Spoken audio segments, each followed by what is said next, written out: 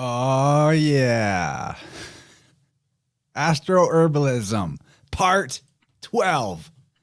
We made it. What a ride it's been.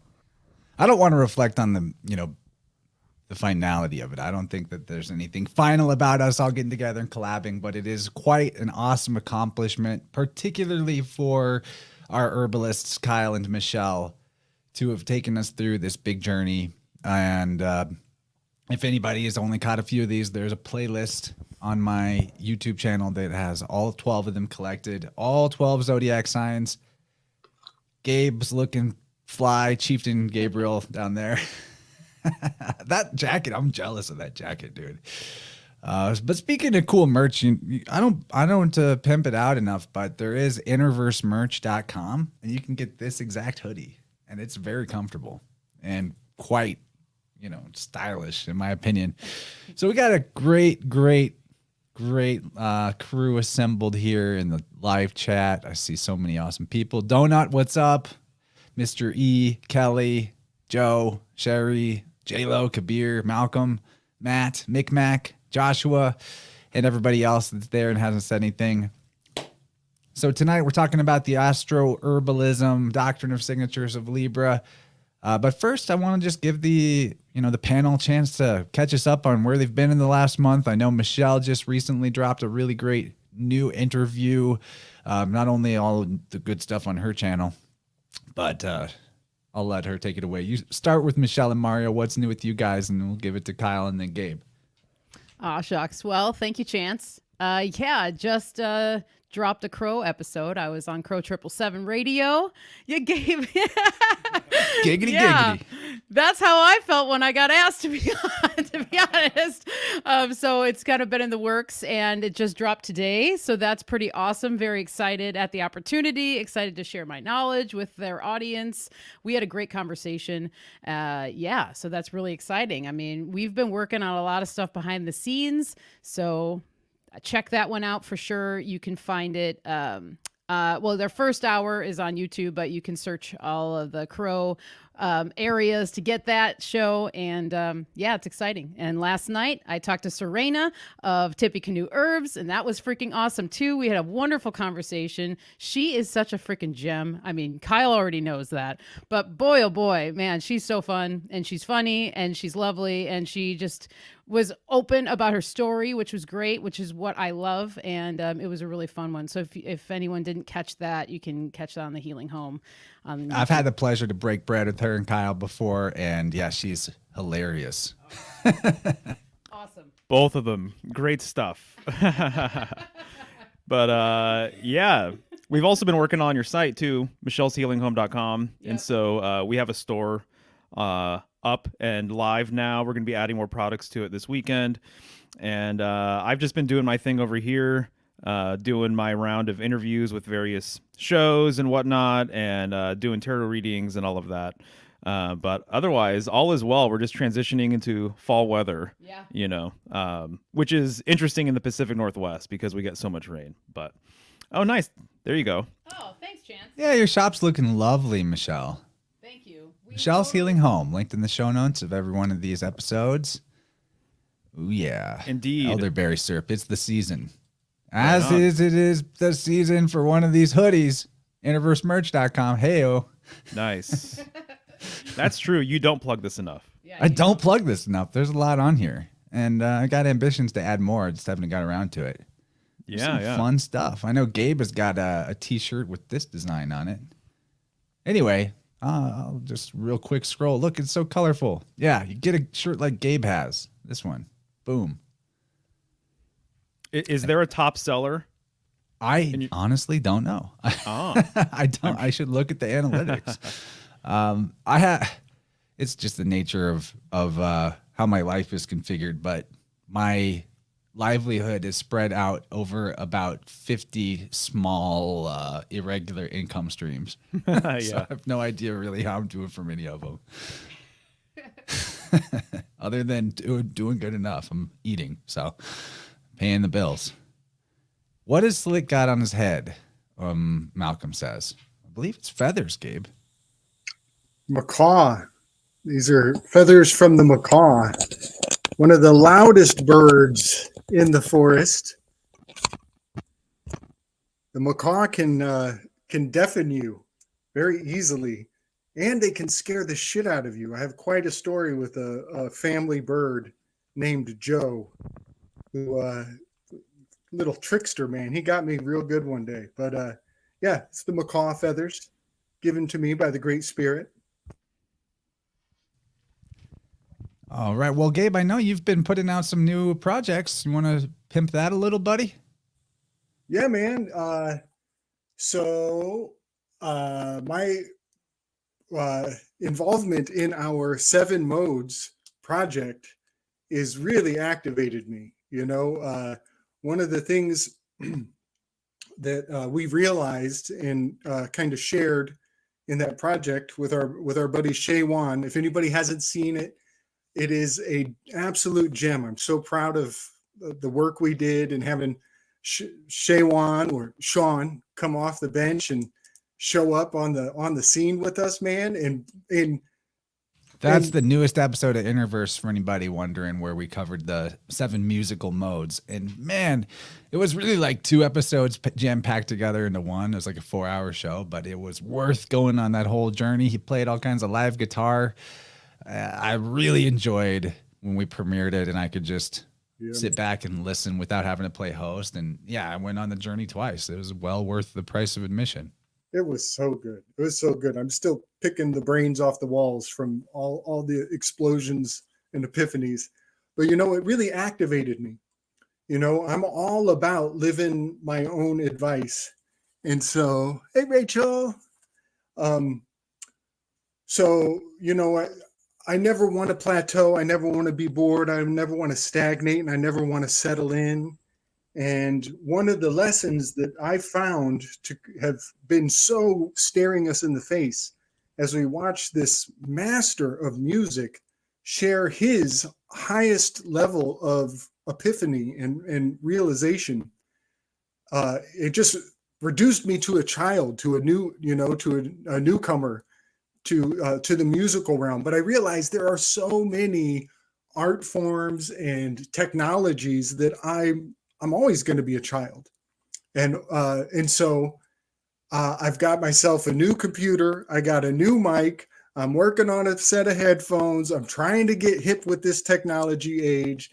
I've got finally got the Cash App going. So you'll hear me doing some self-promotion over on my channel, putting my hand out for anybody who wants to, you know, bless me up with some reciprocal energies. I'm totally open to giving so that I can better receive.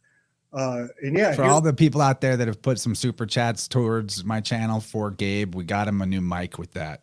So now we just got to figure out why the computer's not playing well with StreamYard so he can actually use it. But we'll get together with that. And for people in the US, they can use Cash App. It is Slick Dissident on Cash App. Send him some well-deserved support for all of the awesome stuff that he shares with us weekly. Yeah, man. Yeah. So I just changed my name down there to basically my Cash App account. If anybody wants to bless me up, my hand is open. Well, when I looked it up, there was no 4402. So I don't know if you need the 4402. Just, I know we're talking shop right now. Okay. That's cool too. Well, shoot, maybe you guys could give me a phone call if you want. I'll give you the other numbers. So Kyle, what's new over in Tippecanoe land? Whoa, let's see here. What is new? I've been every month I've been doing a zodiac box. So I'm working on the Scorpio one right now. The Libra one went fast. That was really cool and fun. So I'm excited to talk about some of the herbs I've been playing with this last few weeks and really feeling tuned in to Libra. I definitely have been tuning into all of your work. I thought that those last 2 days with Michelle, I was listening to her interview with Serena. It was fun. Crow was great. I've been listening to Mario's work. He's been collaborating with Old World Florida a lot. That's really fun too. And I'm always I got to be one of the first to listen to the new Slick Dissident drops when those are going down. Man, those are fun. You are on fire, Gabe. So I'm so glad that you are receiving in a new way too. I like the addition of a the artistic expression as opposed to the shared learning experience. So it's been really cool. It's been really inspiring. And I got a gift for everybody here listening and everybody that's been participating. I worked on a little spreadsheet cheat sheet. I went back through all the other 11 episodes and I found a timestamp of where the beginning of each herb is and put it into a document so that you could search up the herb and it'll bring you right to the spot. And then if you ever want to also cross-reference the card. And so it's all linked up in this beautiful, nice spreadsheet. So we can use that for research and reference purposes from here on out for anybody. It'll be really easy. 100%. That's awesome, Kyle. That's a great gift, man. Many thanks, dude. That took a lot of work. Very cool. What a valuable resource for people, too. Oh, yeah. I'm actually planning on writing a manuscript now. So we've gone through this. We've been doing the research, and now it's time to put it in writing. And I would like to compile, I don't know if it's going to be an actual herbal book or a zodiacal book, or anyway, I'm just going to start putting it into writing and see where it goes from there. And that'll be my next project. Nice. I love it, dude. You're a gifted communicator and you have that Aquarian freaky natural aptitude for everything. So I'm sure you'll bang out a book like nobody's, like, no problem at all. Okay. Maybe it's time. I just want to mention, like, Michelle, I'm so excited to find your presentation on Crow. And, you know, I've always, when I was younger, I used to think that the celebrity hullabaloo is just silliness. Why do people lose their shit when they see a celebrity? And like, but now I hear about you getting on the big mic and sharing with the big scene. And I'm just like, I'm rubbing elbows with celebrities. I got famous life. This is great. I feel like thank you, Gabe. But I feel like we're all celebrities in our own way, though, too, here, because we're all just putting out such great stuff. And I think that it's like all in due time. I look back and I just think about all the work that's gone in and all the days that I had anxiety or wondering what's happening. Is this working? All these things. And I don't know, this kind of for me is such a big milestone to remember patience and know that we're all on a path, we're all on a journey, and it all comes in due time. And you guys have all been huge catalysts for me and inspirations. And like Chance, you welcomed me into the InnerVerse world. And I feel like it's just been this glorious time getting to know everybody and form a community and share. And so anyway, thank you, Gabe. I appreciate that. But I look at all of us like stars in my own way. And I feel that way when we get into this circle too. So when people ask me what I do for a living, I say I'm a YouTube micro celebrity cult leader. That's accurate. New shirt. We should call it like 7 degrees from Crow and Jason.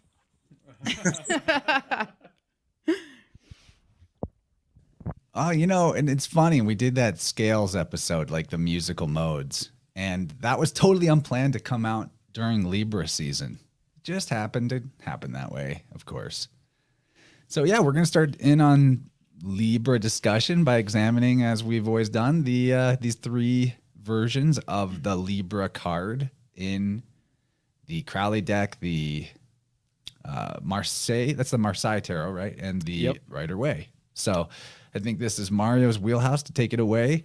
And one thing that I got as feedback, man, on our Vibrant from last week when we were going over, oh man, what a good episode that was. When we were going over the psychopomps and underworld deities, is I think that just about anybody would be happy to watch a stream where one person is showing Mario art and Mario is explaining what he sees in it that he hasn't seen before. Ooh, I like that. I'm into it. That sounds fun to me.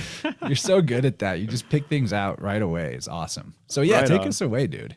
Thanks, man. I appreciate that. Yeah, that was a good time for sure. And then the stream before that too. I've been on Vibrant, I think the last 3 weeks in a row, if I'm not mistaken. Maybe, yeah, we're Jason, and then the Psychopomp one, and then You're this one. always welcome, dude.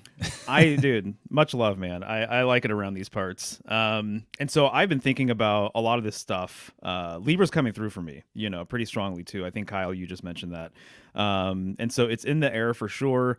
I think one of the key words I wanted to highlight today, in terms of, a Libra correspondence, but also, justice here or adjustment, is that, I think of the word transition, right? Transition from obviously summer to fall. But I think of this sign as just, and Libra and this card as just all about the transition, piercing the veil. So I kind of look at Virgo as almost the veil itself. I kind of see Scorpio as being what's underneath the veil. And then I think of Libra as being almost like penetrating that veil, lifting that veil, if you will. So clearly there's underworld connotations with Libra going into the dark side of the zodiac. So I kind of see a threshold sort of gateway correspondence here. It's really easy to overlook the twin pillars in a lot of cards because they show up in the Hierophant card, they show up in the Moon card, they show up in several cards, and here it's no different with the traditional decks, right? The Marseille and the Rider-Waite, these two pillars. And so, obviously, it's just one of these things where whenever you have these two pillars, I've said it a million times, that is a gateway, that's a doorway, that's an exit point or an entry, and there's an implied third pillar or first pillar. And so that is the point of entry or point of transcendence. And so in terms of Libra season, I look at the middle pillar as being that gateway to the underworld, right? The stairway to heaven. And so it's really interesting. I did a presentation called 7 Gates to the Great Beyond. And Libra is the 7th sign. And there's so much 7 symbolism that we could talk about. You guys talked about the musical scales, the 7 musical scales. And as you just mentioned, it's fascinating that you did that during Libra season because Libra corresponds with the number 7. And so balance can take on many different forms. There's lots of metaphors: work-life balance, there's physical balance, but I've been thinking a lot about the balance between heaven and earth. And so and I have been thinking about the balance between these different spheres of reality, right? And so I think that Libra has to do with this balance, the transition from the day side to the night side, right? The transition or the balance between what's above and what's below. And so there's a lot of Hermetic symbolism I think you can talk about when it comes to Libra. The sword, as an example, you see them holding swords here. The sword splits and it divides. So arguably it splits the monad. It splits the one into two. And so when one becomes two, this opens up a whole like new world of possibilities and everything else. So I'm starting to see a lot of underworld symbolism, these gates leading to the underworld. And I've just been thinking a lot lately about the nature of the underworld, how it relates to what I've been calling kind of like the root system of this sort of reality, and which I interpret to be like the spirit realm, essentially. And one of the things I have here that I just want to mention is regarding this transition, regarding this balance, and how it kind of plays out in our lives. I see so much with human anatomy that relates to like really deep symbolism, right? The occult anatomy of man, if you will. I'm starting to think that when a man has sex with a woman, he is actually taking a trip to the underworld symbolically. And that woman herself kind of embodies this underworld sort of nature, this chaotic sort of nature, this primal sort of nature, this primordial mother sort of concept and idea. And so the womb is symbolic of, the cosmic womb, if you will.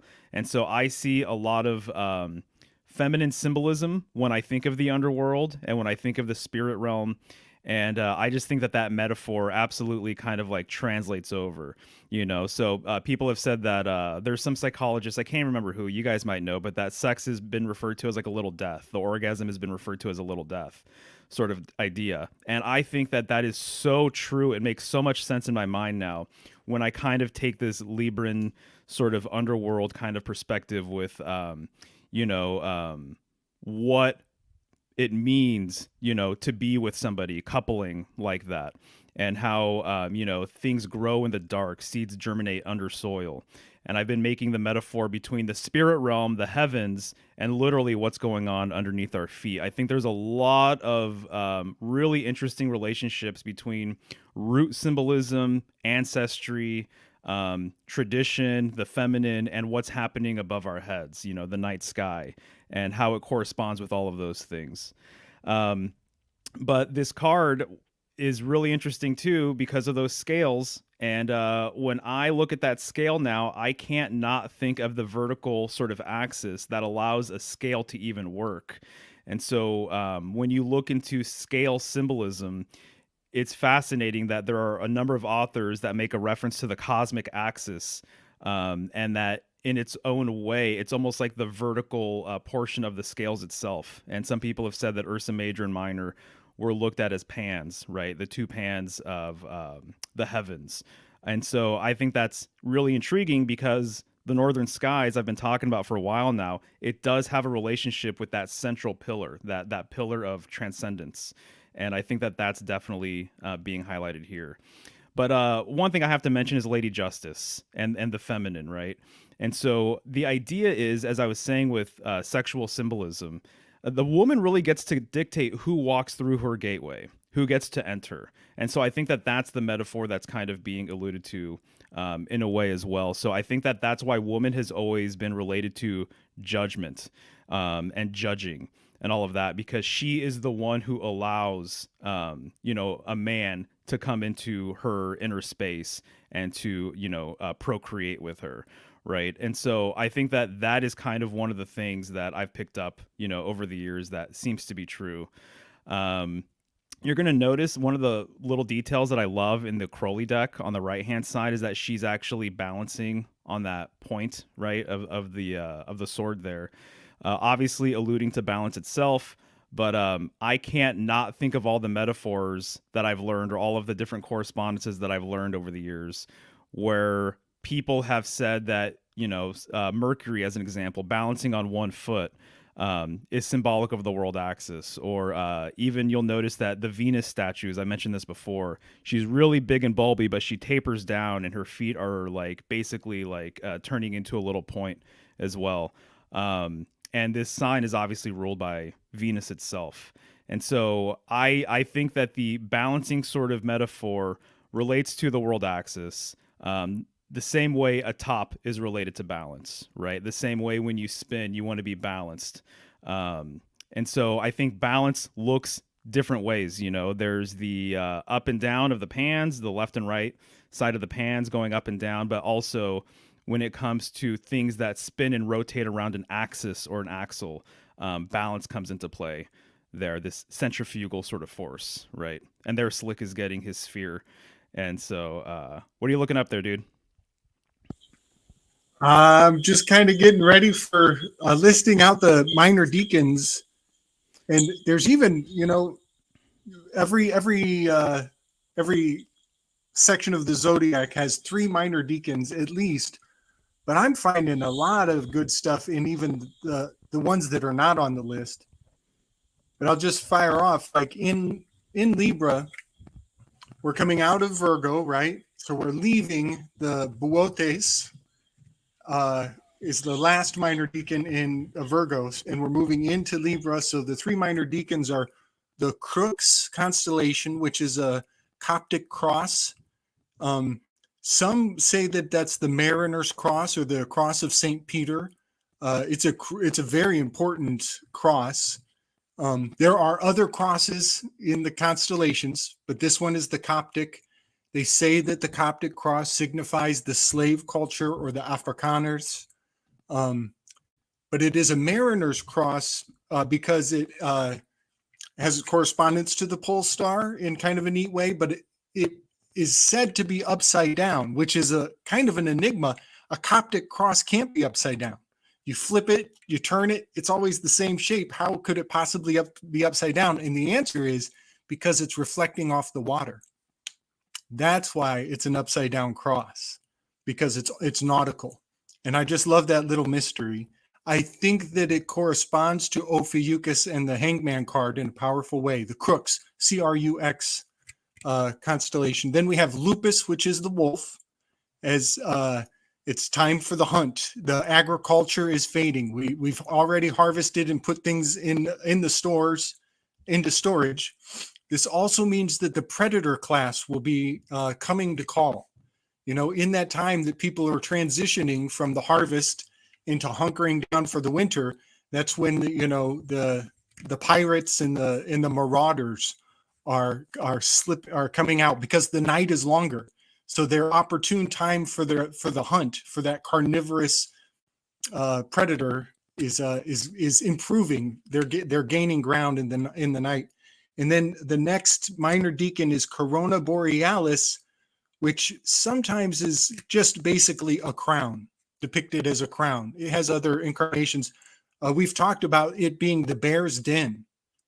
In Native American culture, the Corona Borealis is the bear's den, and it is we postulated that it might be the actual shape of Libra. That archway might actually be indicating this this forbidden fruit. I think of it as an apple or maybe a pomegranate, that there's a bite taken out of it, and so it makes a semicircle that is very correspondent to the Libra sigil itself. Excellent. Nice. Yeah. I have to mention some of the correspondences that I've learned over the years regarding Libra real quick. One, I don't think I've mentioned to any of you guys, but the Potter's Wheel was something that I thought was really fascinating. That there's a correspondence with some authors. They've attributed the Potter's Wheel to Libra, actually. So at this point, I have the Tower, the Potter's Wheel, the scales, which is obvious, and also the sword. And the sword really has a correspondence with the cross as well. And there's actually a lot of deep cross stuff that we could talk about with Libra season, but I don't know if this is really the show to get into it with all of that. But if you were just to draw a very simple, scale, a lot of people, I think, would draw a cross first, and then you would actually have the pans, kind of dropping down from the arms of the cross. Kind of like what we were talking about with Jason the other day, Chance. And so I think that's really intriguing that there is a cross in some classic depictions of the scales. And it kind of alludes to this balancing sort of thing as well, I think. The left hand and the right hand, left hand path, right hand path. So a lot of things about this card and the sign have to do with division, or the two imbalance with each other, right? So black, white, positive, negative, masculine, feminine, however you want to look at it. So go ahead, Chance. I just want to put in one more association to Libra that might not be on people's radar. So this is the goddess called Tish, or Tiki, or Tyche, TK, Tyche. So when we go back to the Justice card, you have two words if you split it. It's jus, which is the Latin word referring to law, and then tis, or tish. So tishi. If you were reading that the way Italians or Latins might read it, they might say justici, not justice like we say it. So TK, or Tishi, that's the goddess of fortune. This is also known as Lady Luck. She is, some of her symbols include the cornucopia, this crown, very similar to the crown on the Justice card, and also her son right here, who I think is correspondent to the 180 degrees across the zodiac, which is Aries, across the zodiac from Libra. So one thing that doesn't get brought into the equation with the idea of Libra and balance and scales and justice is the law of luck. What do I mean by the law of luck, as is encoded in that word justice? It is karma, essentially, that how lucky you're going to be in the winter after the fall, which commences here in Libra, is based on how well did you follow the laws of nature up into this point in the year. So really your fortune is based on, it's an input-output system in life. You get back what you put in to some degree. So there's this concept of luck or fortune that I think is a sort of occulted aspect of Libra. because we look at it maybe more like mechanical and legalistic, but the legalistic aspect is related to this karmic thing that is what balances the scales of the universe. You know, if you put too much weight on one side of the scale, something's going to come around. This is the nature of the universe, and is going to match that force so that the scales go back to even. That's the way of things. So I just wanted to bring Lady Luck, the goddess of fortune, in and consider that maybe that is who we're seeing in these tarot cards. That aspect of Venus or the goddess. 100%. And so just real quick, just want to mention, yes, Libra has a lot to do with karma or dharma, cosmic law. And so we always attribute, man's law to Libra a lot of the times, right? But obviously when you're dealing with anything, you should think about the cosmic sort of implication of it, right? The terrestrial version and then the much greater, grander version, which is like these cosmic laws that you're kind of referring to, I think, or fate or luck. And in at least the Rider-Waite version here, Justice is the 11th card, and the card that would heavily be associated with Lady Luck would be the Wheel of Fortune, which would be the 10th card right before it. So I think that there's some sort of relationship there between the Wheel of Fortune and Justice. But good stuff, dude. Absolutely. And Marty Lee's coming in hot with Libra as an anagram for Braille. Braille's etymology is belt, leather, thong. Yeah, Libra in the Zodiac man is the loins or the hips. So, yeah, that makes perfect sense. It's the place where your belt rests, Libra. Braille. Good stuff, man. Thank you for that. in the land of the blind, the one-eyed man is king. Justice is blind and Libra is an anagram for Braille. That's a great point. That is what's up. One of my one fascinating finds with the Crowley adjustment card was, and this is really obscure. I'm going to give super surface level cliff notes, but Friedrich Nietzsche had a nickname for Jean-Jacques Rousseau. He called him the moral tarantula. There was actually a whole category of thinkers that he called tarantulas, but Rousseau wore that crown. And when you take this adjustment card and you put it up to a close-up shot of a tarantula, it's clear as day. Those orbs from the corners coming down are in fact exactly the anatomy of the tarantula and how their eyes are stacked. And so Jean-Jacques Rousseau has a very fascinating quote. It's actually the opening line of one of his books. It is, "Man is born free, but everywhere he goes, he is in chains." And there's a second part to that line that is something along the lines of, here, I got it. Here it is. "Man was born free, and he is everywhere in chains. Those who think themselves to be the masters of others are indeed greater slaves than they." And the first part of that is kind of, we all know that. It's the second part of that quote where the real gems are. And so I just wanted to share that this card in my work corresponds with Jean-Jacques Rousseau, who is kind of he didn't mean to be this, but he became one of the patriarchs of communism. And so the social justice warrior movement draws heavily on Jean-Jacques Rousseau's insights.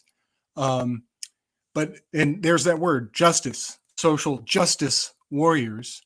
But now the pinnacle of my discoveries is I think I found out why Crowley removed the word justice from the card and moved it to adjustment. And that is that one of the hidden occult secret of secrets, I'm giving everybody the goods without doing any of the work. But one of the secret of secrets in the Plato's Republic is that justice is only, it's just for the spectacle. It's just for appearances. It's just a mask. It's a facade. It's a fugazi. And anybody who wants to read into Thrasymachus, Thrasymachus, Thrasymachus,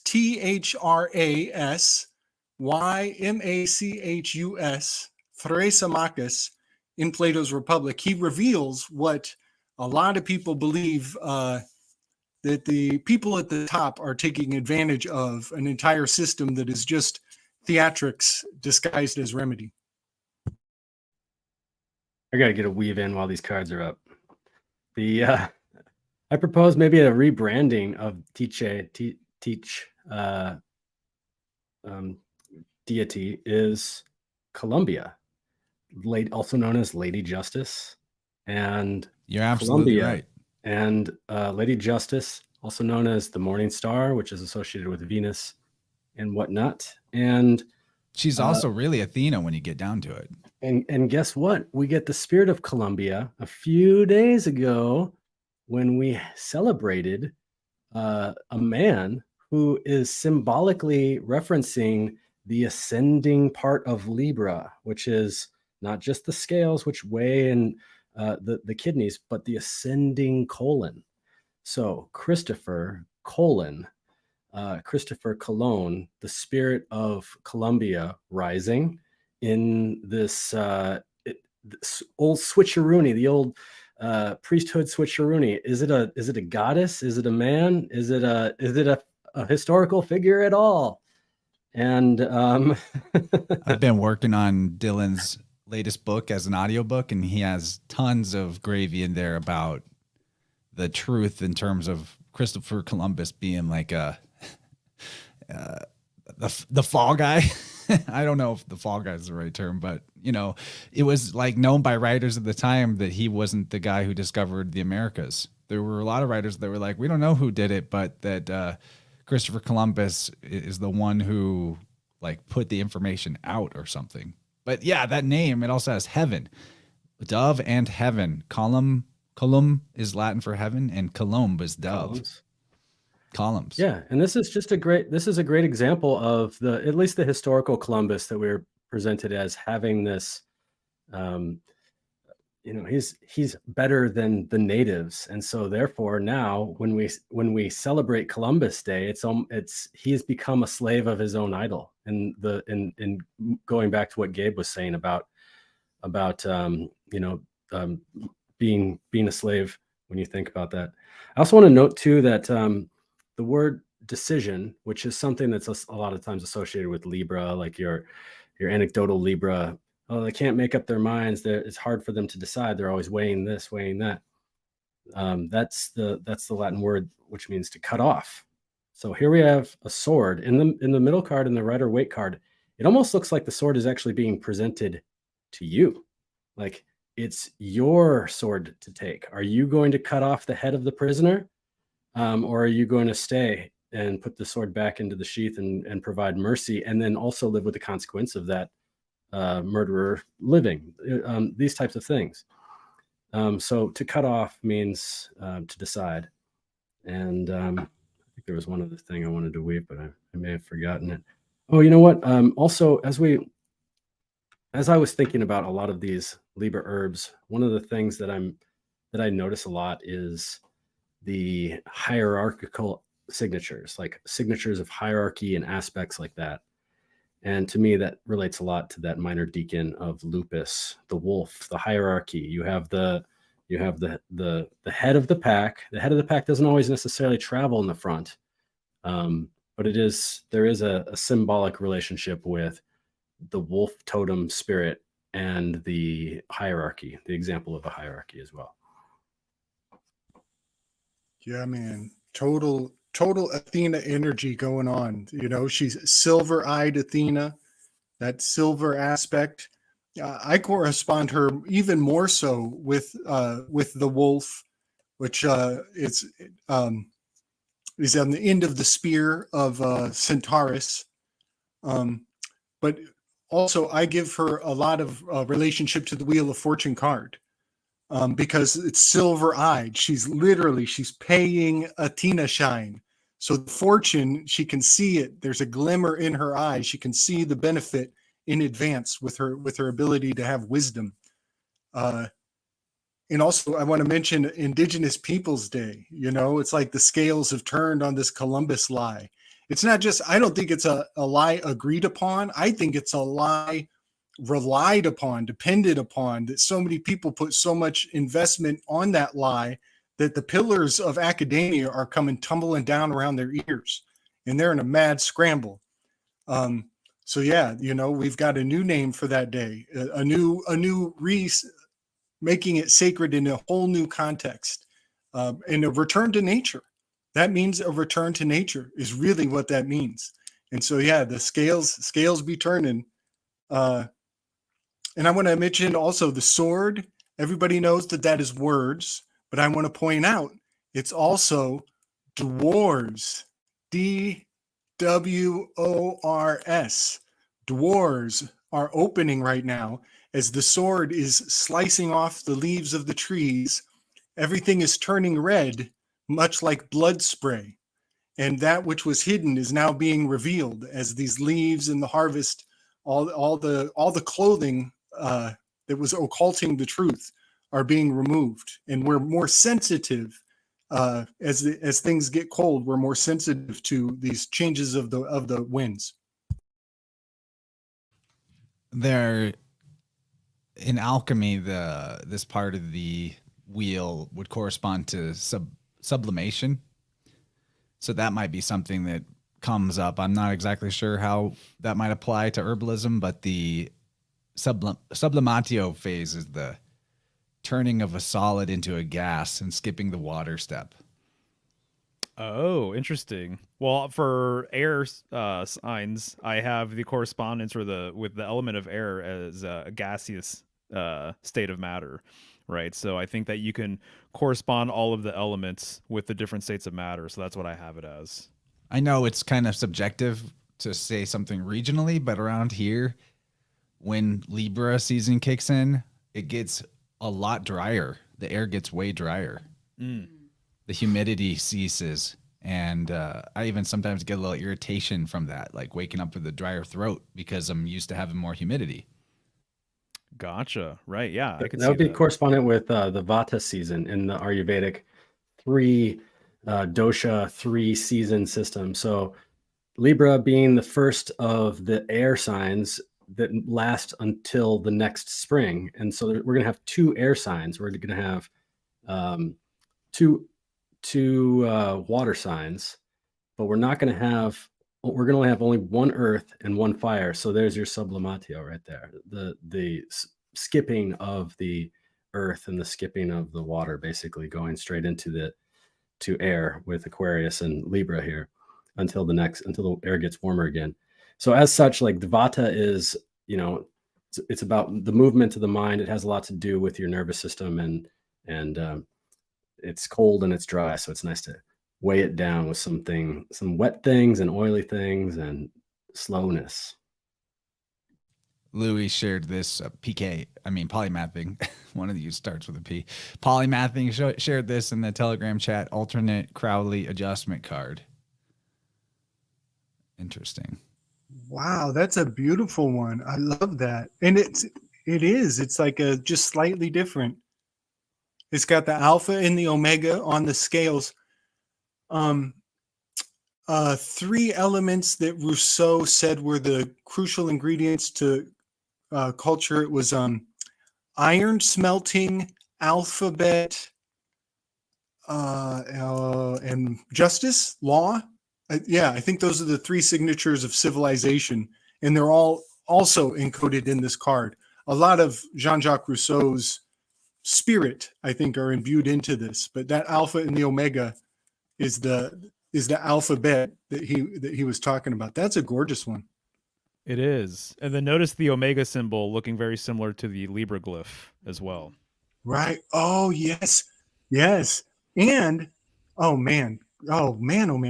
So there's a bit of an arrowhead behind it, right? That veil, the wedding garment that it appears to have is not, I'm also often now thinking about not just arrowheads. I'm also focusing on spearheads, as the technology of the spear has been I think left behind in a great many ways, but the lupus is literally the wolf is skewered on the spear of Centaurus, And so I'm kind of bringing back the spirit of the spear into my vision of symbolic significance.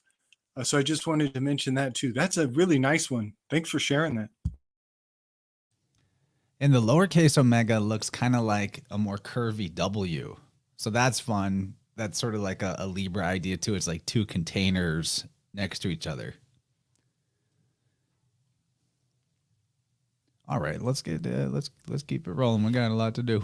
We do. Alrighty, yeah. Just real quick, I want to mention the mathematical function, division with air, right? Makes perfect sense with sword symbolism.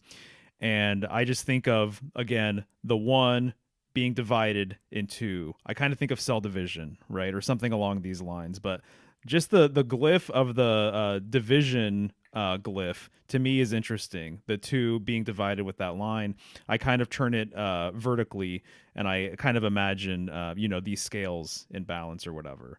But you've got all the traditional correspondences there, all of the graphic icons, keywords, concepts, creatures, plants, gemstones, metals, myths. So if people want to screenshot that and study at their leisure, they can.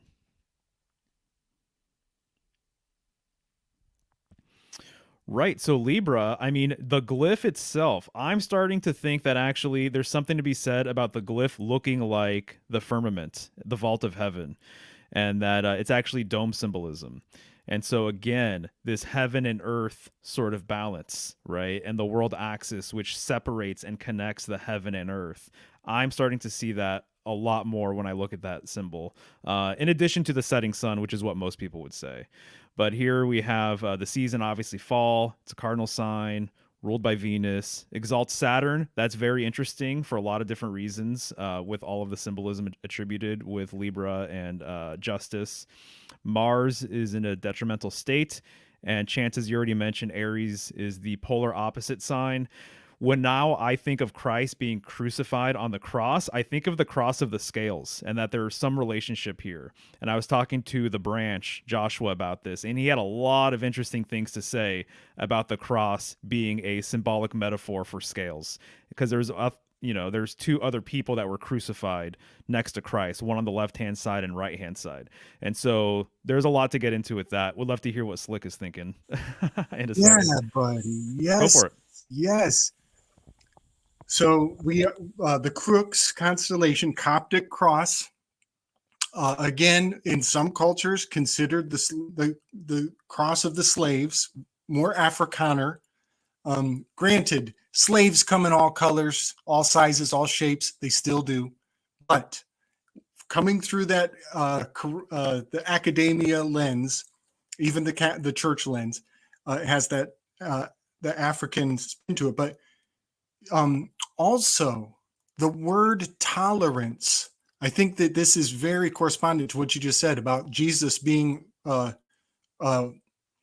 sacrificing on the scales of justice.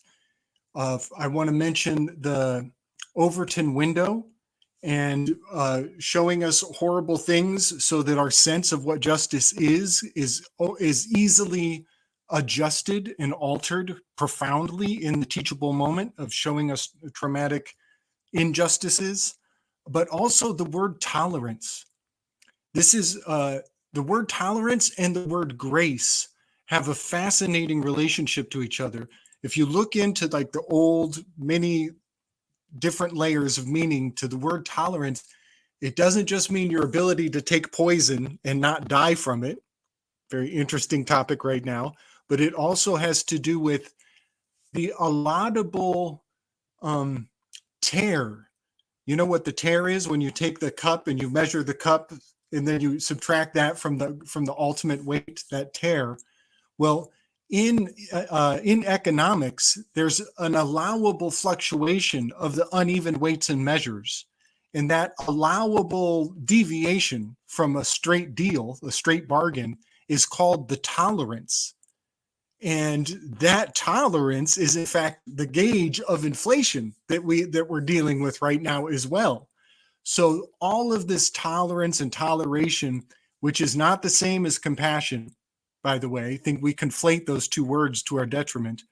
But yes, I would say putting Jesus and the sacrifice of our grace adjusting our sense of what is right and wrong is all fully socially engineered through sacrificing heroes, putting people in traumatic situations, so that what we end up saying is, oh yes, massa, I'll do whatever you say, just don't put me up there, don't make me like that guy up there on the cross. And so the social engineering of public displays of humiliation are totally on offer with what you just said. I agree. Yeah, dude. The tear, which is the weight that is being sort of nullified in the thing.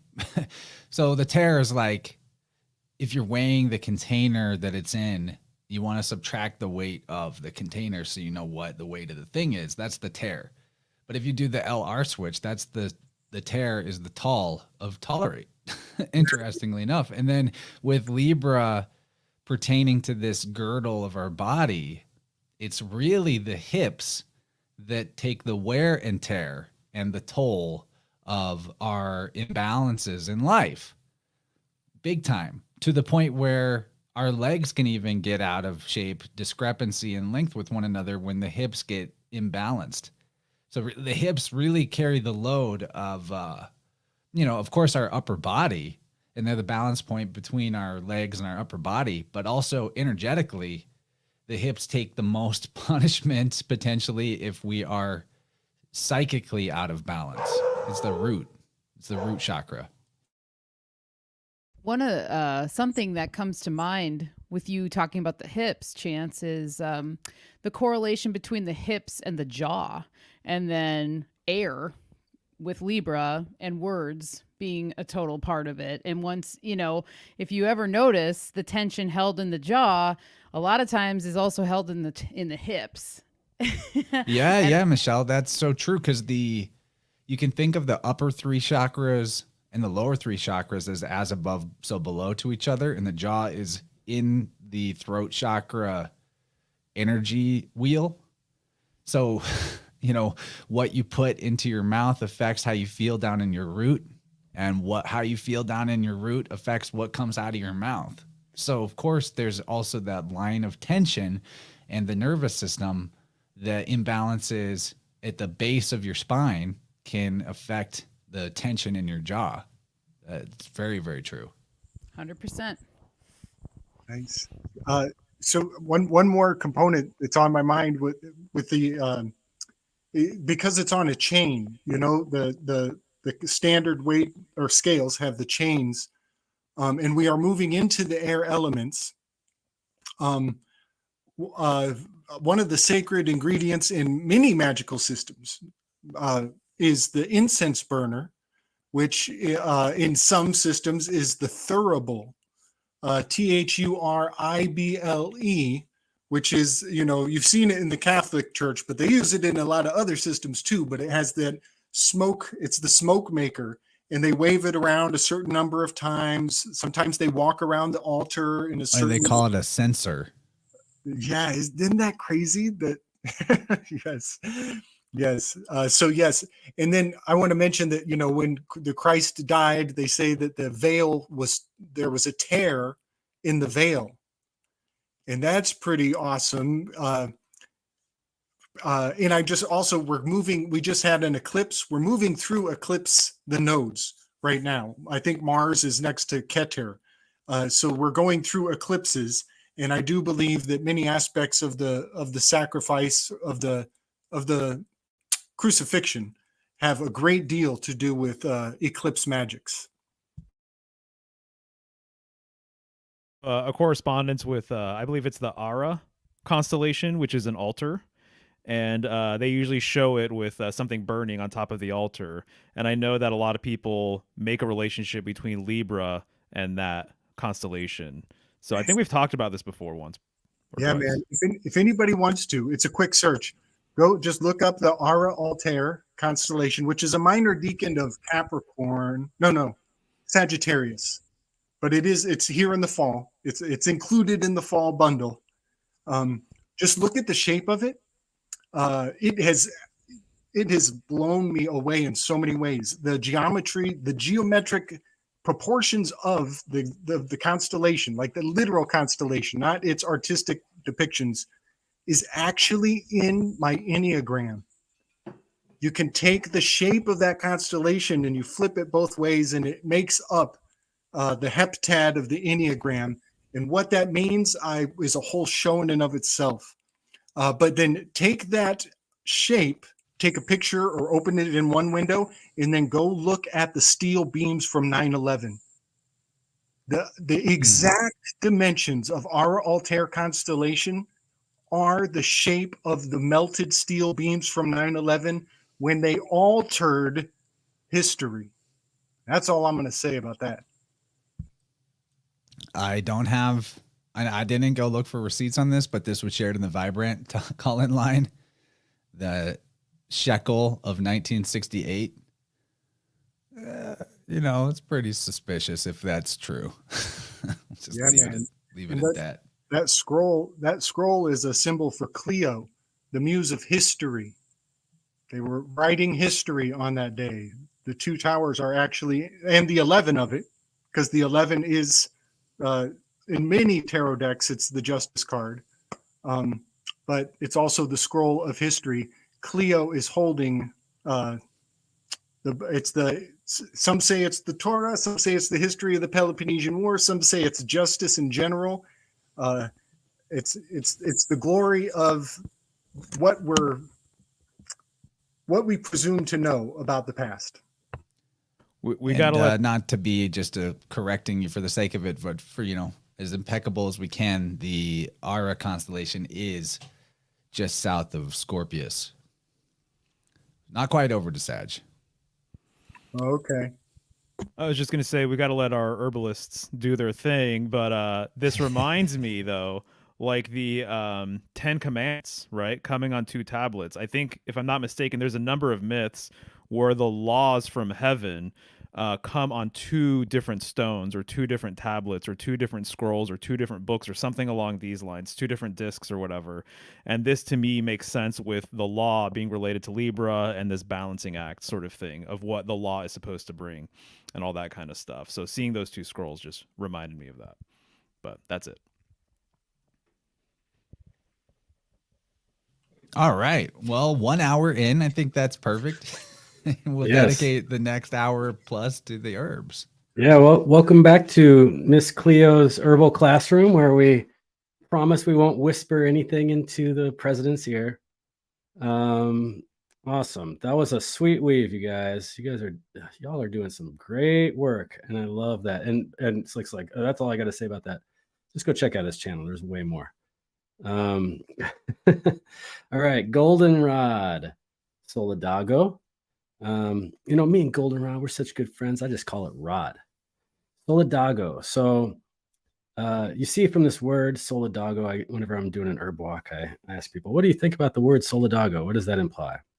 And people say the sun. And I would say, yeah, well, that's one, obviously, because the word soul. And isn't it neat that as Libra ushers in the darker nights, we have this signal from nature that is giving us this torch of the light of the sun to carry on.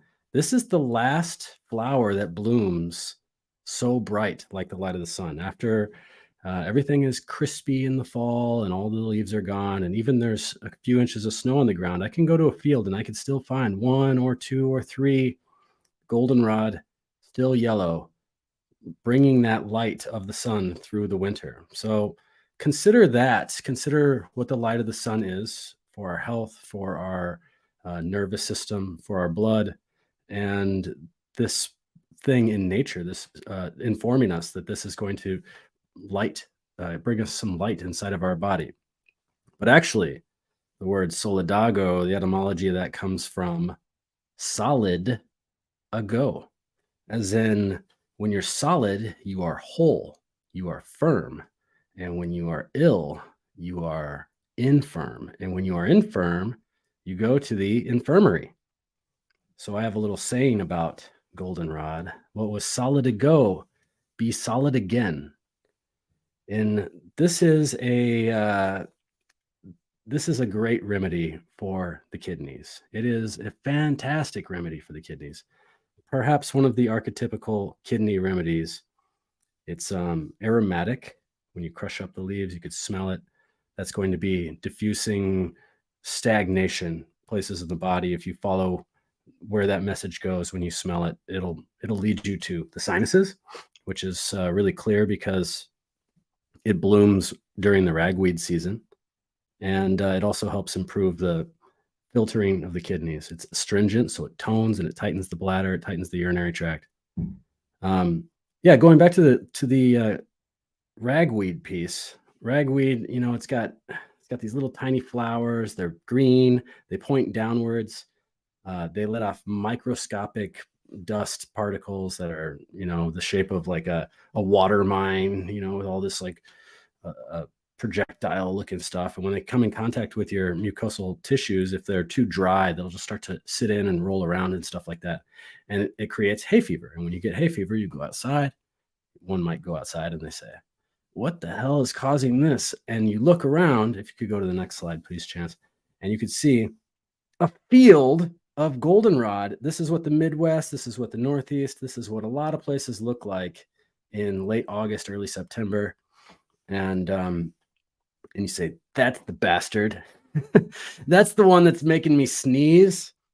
But really, if you go sit next to a goldenrod plant, you'll see that it's creeping with insects. That means it's insect pollinated. The pollen is too heavy to be flying through the air and get into your nose. The only way that you can get goldenrod pollen into your nose is as if you put a goldenrod flower up your nose and snort it. Or a bee that was on the goldenrod, you snort that. But so anyway, it's really great antidote for the season, for the weepiness of the eyes, because the astringency of goldenrod tightens up loose. I'm just thinking about Libra and loose, the light, loose tissues, lax tissues that are leaking. So I like to also associate this plant with an animal totem, and that is the stag. This is stag medicine. This is medicine, like the stag medicine rules the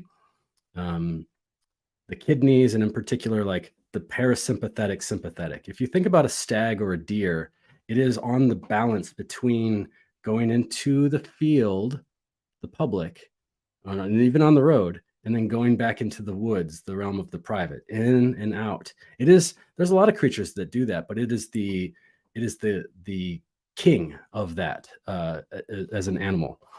And so stag medicine is especially suited for the kidneys. It's especially suited for rising that vitality through the body, that kidney essence, that kidney jing. And while this plant is certainly tightening and drying of leakiness, it is hydrating to the rest of the system, because when your vessel has a leak in it, like if my cup has a leak in it, there's a crack right here, all the stuff is coming out. Well, by repairing that crack, now I can keep my vessel filled with hydration, and the same thing can be applied. So it's not necessarily hydrating on virtue that it's like providing more mucilage and water, but by tightening and toning that container.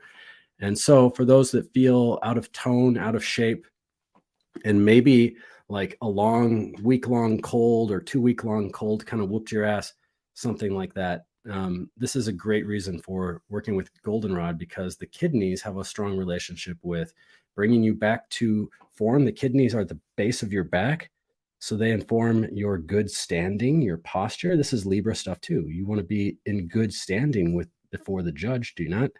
So when you work with something that's going to be inviting of that stag energy and moving that stagnancy from the kidneys, which are behind us, it's what we want to put behind us, by the way.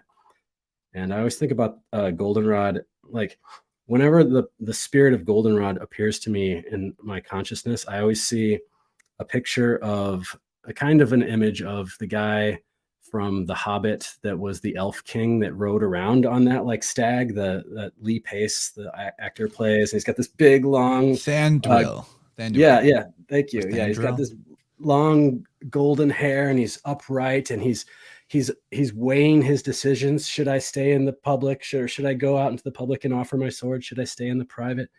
And to me, that's like before I even saw that movie, I was like, that's what goldenrod looked like to me. As soon as I saw that movie, I was like, oh, that's it.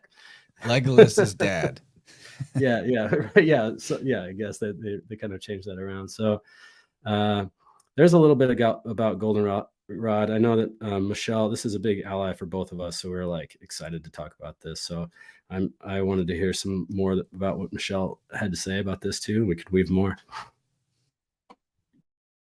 Yeah, Kyle, bringing it as always. I know when we were talking about the herbs that we were going to bring to the table tonight, goldenrod was one of the first ones I thought of. And always when Kyle and I have an herb that we both like say, oh, that was the one that came to me, I feel like there's like really powerful energy that comes through, because yeah, this one is a really strong ally for me as well. And it was a really strong ally during my whole earache fiasco. It was one of the first things that I really realized that I needed to incorporate when I started thinking about the connection between the ears and the kidneys, and then all the damp kind of stagnation that was going on in my ear. And we didn't bring that up, but as a Libran thing, the inner ear is actually a Libran zone, because that's where your balance is at. That makes total sense. Yes, totally. And so I knew, I was like, goldenrod. And also with the kidneys too, a lot of times they're associated with our emotions as well. And so one of the emotions that is highly associated with the kidneys is fear, typically. But any emotional time is going to be taxing on the kidneys, really. And so something like goldenrod is going to help move that a little bit, soothe that a bit, all the things Kyle was talking and bringing to the table. But I also think that even just the color of goldenrod, when we look at this yellow, I mean, look how cheerful that is. You know, everyone knows what it feels like to kind of like start coming out of an illness that was heavy, or coming out of a time of high emotions or whatever. To see a field like this, or to imagine this in your mind's eye while you are healing from something that was pretty heavy, that can be the medicine that you needed, right? And I feel like for me, watching goldenrod grow is one of the more joyous, things as a gardener. And as Kyle brought up, the bees and the insects that are attracted to it, it's just a constant like bumblebee highway, or just it's fascinating to watch them. And the goldenrod has so many tiny little flowers that it's just this playland for them. It's really cool, and they really enjoy it. And I also wanted to show too, I brought in some goldenrod that's gone to seed. And so it gets really puffy. It almost has like, it's kind of not focused. Maybe it'll focus. But to me, it does have a signature of that allergy medicine a little bit, because if you were to just go achoo onto those seeds, they're going to fly off like the dandelion seeds do. And so all throughout its life, it's beautiful. Even while it goes to seed, you know, you can bring this into your home and honor it. Put it into, another mixture of flowers that bloom at this time. But the shape of the goldenrod, it's so much like a brush to me. And I always think of like a toilet brush almost, and I look at goldenrod because it has that association with the urinary tract and the bladder and just urine in general, and the kidneys and cleansing. I look at this as like a brush that will come through and kind of like break up things that might be stagnant within the urinary tract. So it's going to brush you clear so that the waters of life can flow more easily. That's what always comes to mind when I think about goldenrod and the energy of it. It wants things to move. And it also could be really great for a person who's suffering exhaustion, who feels like dragged down, like they have a hard time just like getting out of bed in the morning and going to the bathroom.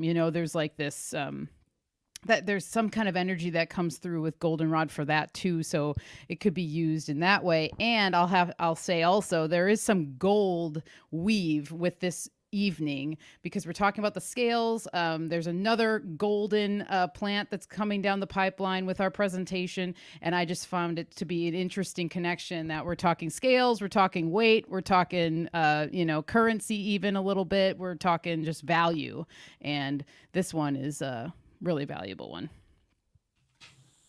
Nice. Yeah, the association with wealth, anything gold might have that to it. But when I was doing my little internet rounds, seeing what I could learn about goldenrod, the folklore wisdom said to sprinkle the flowers in your wallet to attract some money or good luck to your money situations. So I'll share a couple of the things I found about goldenrod that I thought were fun. My favorite was this little poem, and I know Kyle likes to do jingles for his plant friends, so I don't have a guitar with me, but here's a little goldenrod poem. You can drink me as a tea, drink me cold, it'll help you pee. Infuse me in honey. Be creative with me and you can make money. Sprinkle my flowers on food. My attributes are so good. Heal wounds deep and strong with my flowering pods. Thank you, God, for making goldenrod. So it's got a lot of various attributes. Some funny stuff about it, like the rebellious colonists after the Boston Tea Party, when they didn't have any more tea because they were, boycotting it or throwing it in the harbor. They started making tea from the goldenrod plant and they called it Liberty Tea. So there's a funny little link between the Lady awesome. Liberty and the Lady Luck, Lady Fortune, and this Libra goldenrod we've been on. Apparently it also has a decent amount of rubber in it. And the Model T Ford that Henry Ford gave to Thomas Edison had tires made of goldenrod. And they actually were going to use that for tires, but then synthetic rubber arrived on the scene. So they ended up not using that. No shit. That's awesome. I had no idea. That's so cool. Right. And also there's a very common folk usage of goldenrod for divining rods, because the stalk is pretty stiff, I guess, when it dries out. And then it's said that it likes to grow around water. Wherever it grows, a spring is nearby. So maybe it's got this attracted to water quality, and that makes it good for a divining rod. No, I've done this before. So there's a certain insect that will lay its larva egg into the goldenrod, and as a result it makes a little gall around it, but it continues to grow. So the stem has like this little gall, and then when everything goes away in the wintertime, you'll find these little stems that have these little galls, and they're attractive to birds because the birds will want to come and peck them out. And there's a folk myth about taking one of those and using that as a divining rod, but you have to get it before a bird pecks out the insect. So basically you're using the live insect that is inside of this goldenrod stalk that's waiting for the right time to hatch next spring as your compass, basically, for divining. I've done this before. It actually works. It's really fun. Man, that is super cool. It makes me think of the cicada and circadian rhythm. The cicadas apparently only come out on years that are prime numbers, which is a fascinating fact. I know LeBranch is way into it. I want to jump back onto the stag medicine, because one of my favorite. This is a good one. So there was a group of young female deer, doe, if you will, down in the field below. And up on the mountainside was a large father stag and his young buck son, looking down at all these beautiful doe, just totally oblivious, chomping away in the field. And the young one kind of nudges his dad. He says, hey, Dad, we should go down there and we should have sexual intercourse with one of those doe. What do you think, man? What do you think? The dad says, shame on you, son. We will go down there in the broad daylight and we're going to fuck every single one of them. Which is just a wonderful story about being forthright with your intentions. Being being in good standing, right? Having good fortitude. And also I wanted to mention that's a great weave chance on the balance in the ears. That is awesome. Like the air pressure is changing, you know, the barometric significance of waking up every morning is changing. You know, we're moving through the season of life in a lot of cool ways.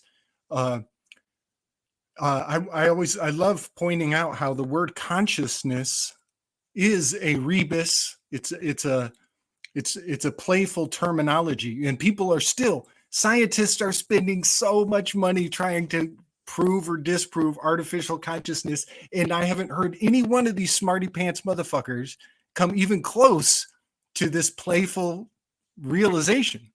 It's the conch that shows us noise. It's the conch in your ear that shows us noise. And this is all the wordplay that I have, is because my conch is showing much noise and many, many layers of images. But what happens when you listen to a conch shell? What do you hear? You guys answer this riddle. What do you hear?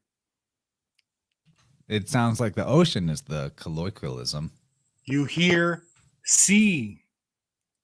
You hear sea. Yeah, dude. That what you're saying is so bang on for the vibratory nature of reality, that if we were building a hierarchy of the senses, the foundational one would be sound. You know, so it's your consciousness. I get that. Yes, sir. Yes, sir. This is there's another word for it. It's like auditory imagery or phonetic imagery.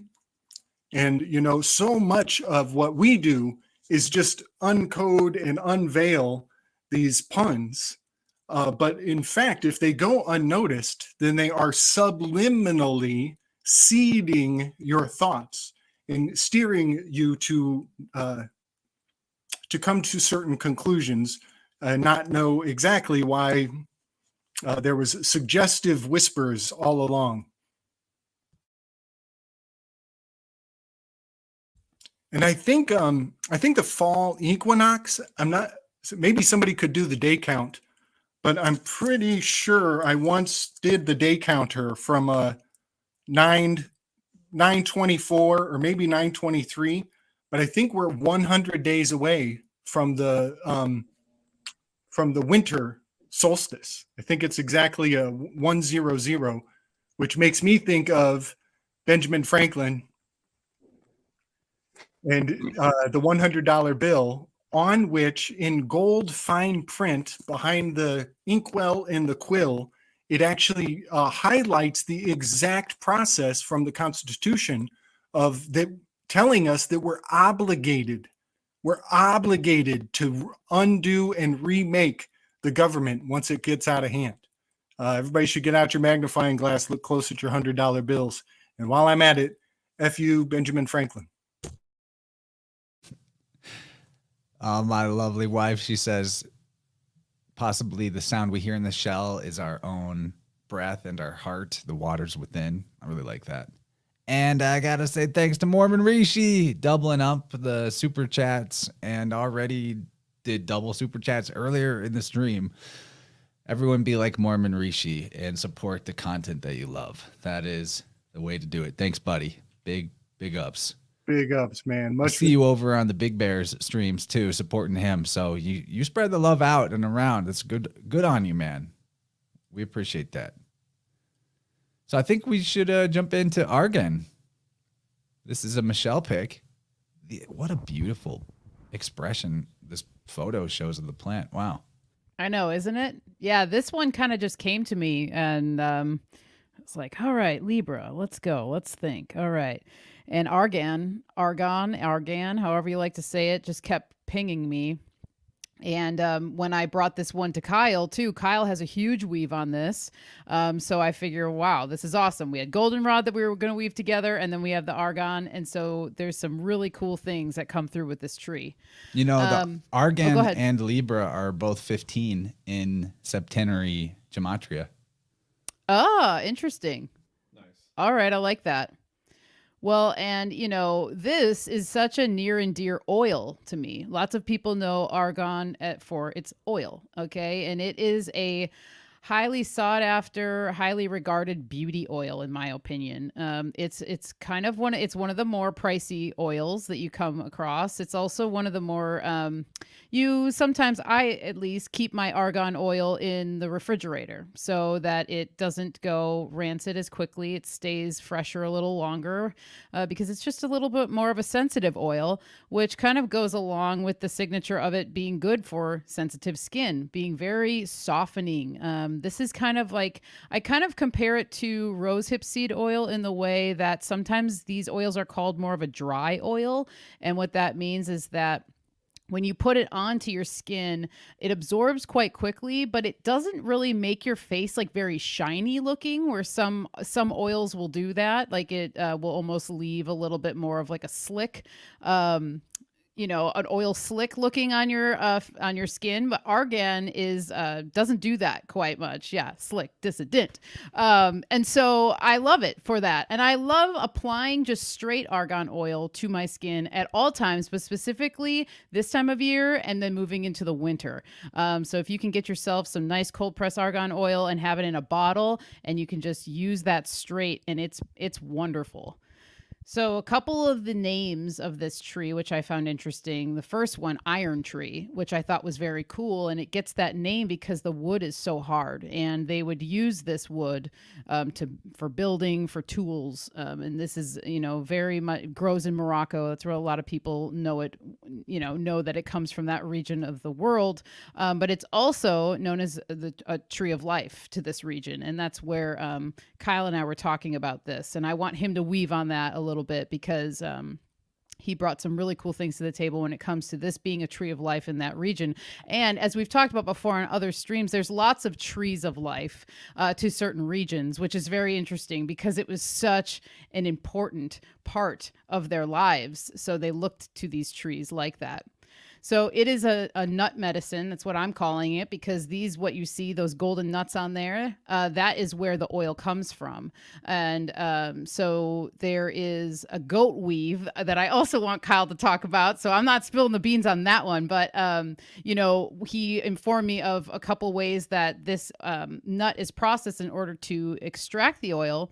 But one of the things that I learned about it is that when they express the oil by hand, they'll use like these wooden or these stone, almost like grinders, and they spin these grinders almost like they would with a mill, with wheat. And in the second half of the name, we have spinosa.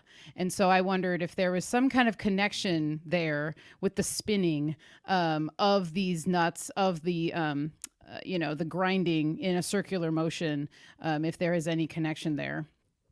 This tree is all right, more than all right when it comes to extreme drought and being heat tolerant as well.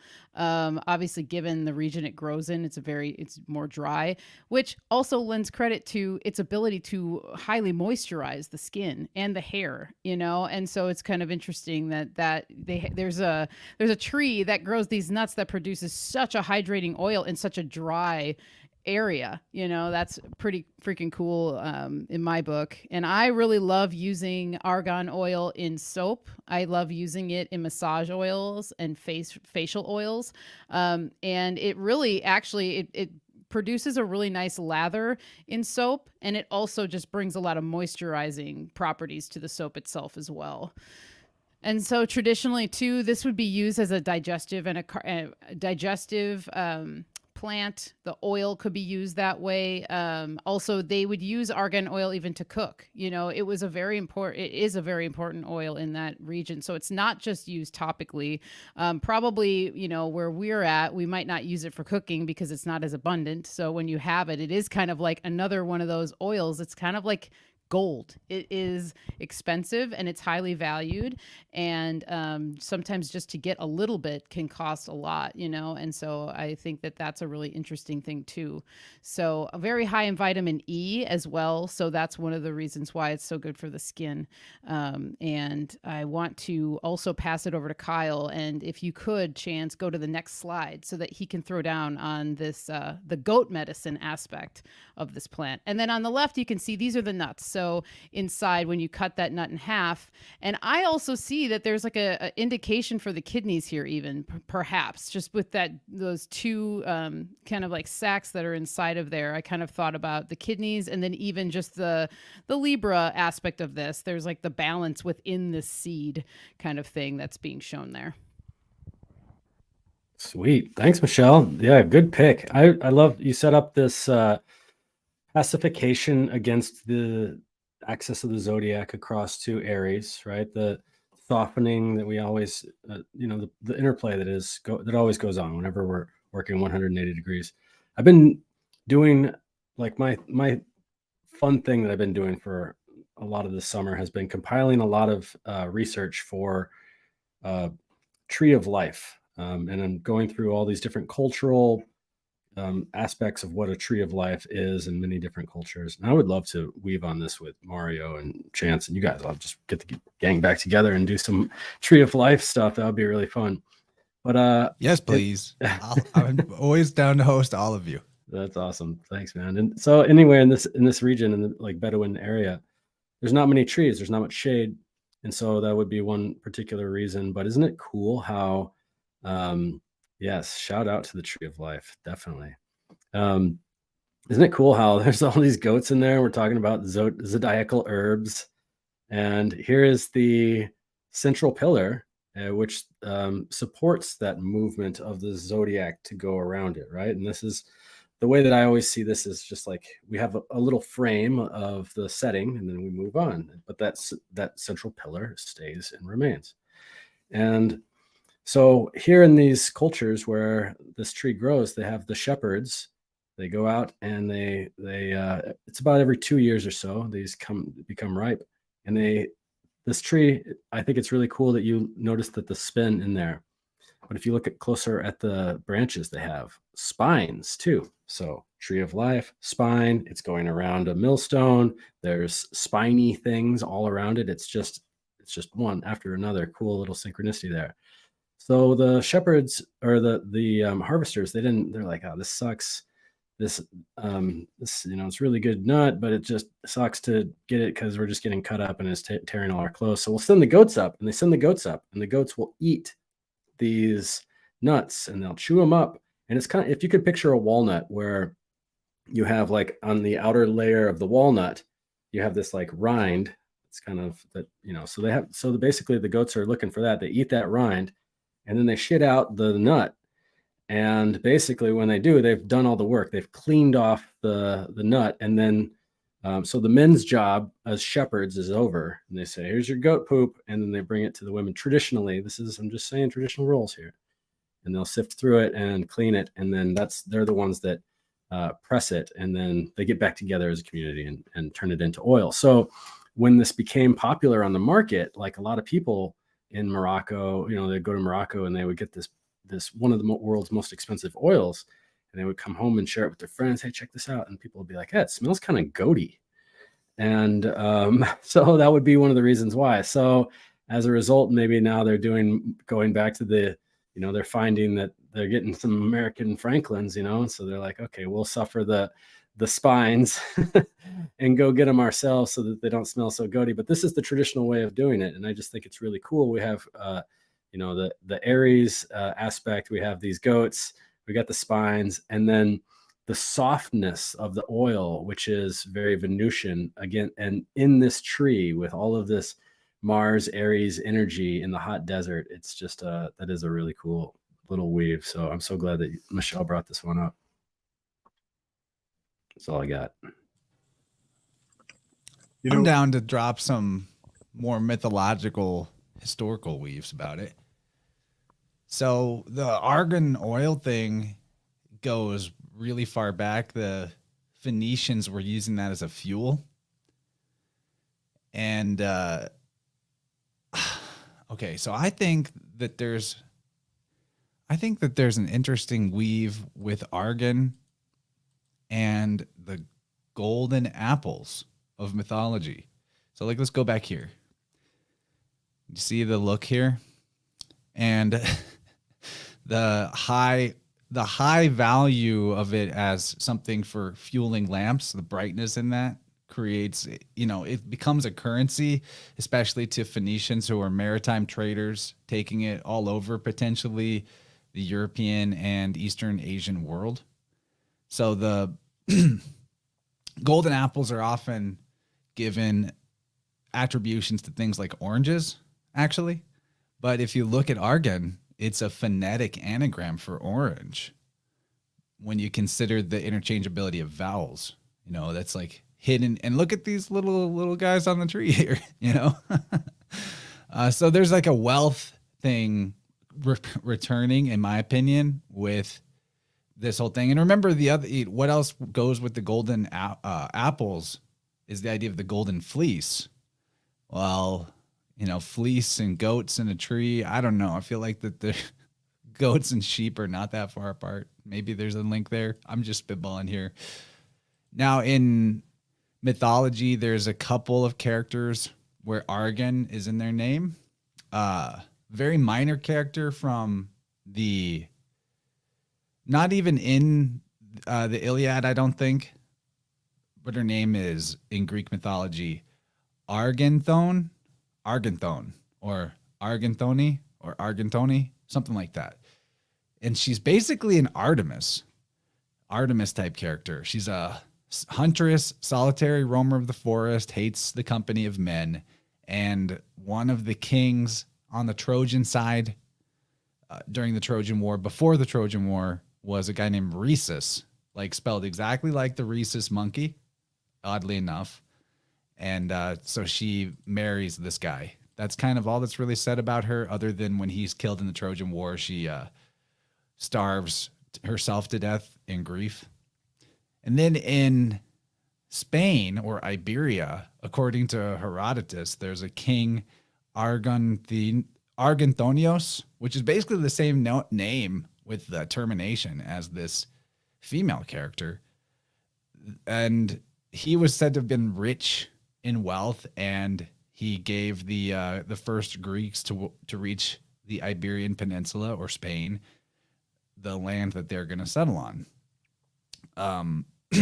And according to archaeologists, the word argent, which is like an italic word referring to silver, is related to the Celtic arganto.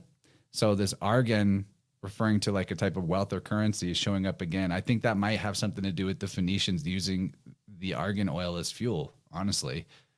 But the word argantodanos is found on some old coinage in northern Gaul and is identified with a meaning akin to treasurer. So the treasurer is somebody that's like, weighing things on the scale, putting the coins on the scale, balancing the books, if you will. And the idea of the book of the law comes in. We're about to get into the beech tree, which is pertaining to books. So a lot of kind of scattered little weaves here, looking at the root of argan. But I don't know. I think there might be something relating us to the golden apples in this argan and its oil. Yeah, buddy. Yeah, man. Let me pick up some of the scattered pieces and put it all in consistent streamline. I'm loving all of these pieces. This is so fun. I'm like a kid in a candy store. The exile, the cast out one, the one who was not invited to the wedding, Eris. She was resentful that she wasn't invited to this sacred wedding that was required for the kingdoms to be in union and in harmony. And so when she found out there was a party she wasn't invited to, she shows up with her golden apple upon which she wrote, "For the fairest." And she rolls it into the pantheon of the circle of, the inner circle of, the higher ups, those who were also agreeable. And you're right, it was Artemis and Athena or is that right? No, it was Athena, Aphrodite, and maybe Hera. Yeah, Athena, Aphrodite, and Hera who started to fight over the golden apple of discord. Now, this Iris or Eris, Eris is sometimes her name. She's a cast out. She's a scapegoat. She's the unwanted underdog, and she's getting her, her revenge on all these people who all see eye to eye and have agreed with each other not to invite her. Now, argon, number 18 on the periodic table, is a noble gas. And the noble gases, all of the noble column of the periodic table was not acknowledged. It was absent for a very long time. It was hidden. In the history of revealing the significance of all the noble gases is in and of itself a fascinating study. But their names of the noble gases are like Hidden One, Secret One, Stranger. So they were all not included on the periodic table until late. They were late arrivals. They were cast out. They were scapegoats. They were unwanted underdogs. Let me add one little thing about the argon gas too, in terms of the sublimation. Yeah. The difference between the melting point and the boiling point for argon is a matter of 6 degrees Fahrenheit. So basically, if you are getting it from solid to, if you're removing it from its solid form, it's going straight to gas. Right. You have to be very precise to get it to a liquid. It's basically not happening. That is such an so it sublimates instantly. Yes, man, there is so much to that, because Hades' name is the hidden one. His secret name that they only reveal in if you're paying real close attention in the Cratylus, Socrates reveals that his hidden secret name is he who is the knower of all things noble. Hades, whose name is hidden, knows all things noble, and all of the noble gases were hidden and late arrivals to the periodic table. All so fascinating. And also the fact that it's number 1-8 adds up to a 9, which is Hades or Pluto or Dis in my pantheon on the Enneagram. But I want to also weave in Spinoza. Spinoza was a castaway. Oh, argon, it doesn't bind well with others. It doesn't, its name means slothful, Argon, spelled a little bit different, but it doesn't get along well with others. Its name literally means slothful. It doesn't bind well. So it's a bit of a scapegoat. It's a bit of a castaway. It's like the oil with not mixing with the water. Right. And Spinoza was a cast out. He was in harem. He was a scapegoat. And one thing that's fascinating about the way he structured his philosophy is, you'll hear this over and over, it's based on geometric concepts. His glossary of terms are all geometrically pristine. Well, the muse of geometry is Urania. She is holding a sphere in her hands. She is holding a golden apple, a forbidden fruit. And she is the goddess of not just geometry, but also astrology and astronomy. And guess what? They've cast her out of the quadrivium. She's not welcome in academia. She's not in university. And so because they've thrown out the astronomy from university, you never see it. They will never see it. They will never see the fourth pillar of the quadrivium that they've thrown by the wayside. They've cast it out. It's hidden from their purview. So yeah, a lot of significance in the Spinoza, the geometry, the sacred golden orb of Urania. And I love that it's kind of got that citrusy look to it. That's great. Big fun. Big fun.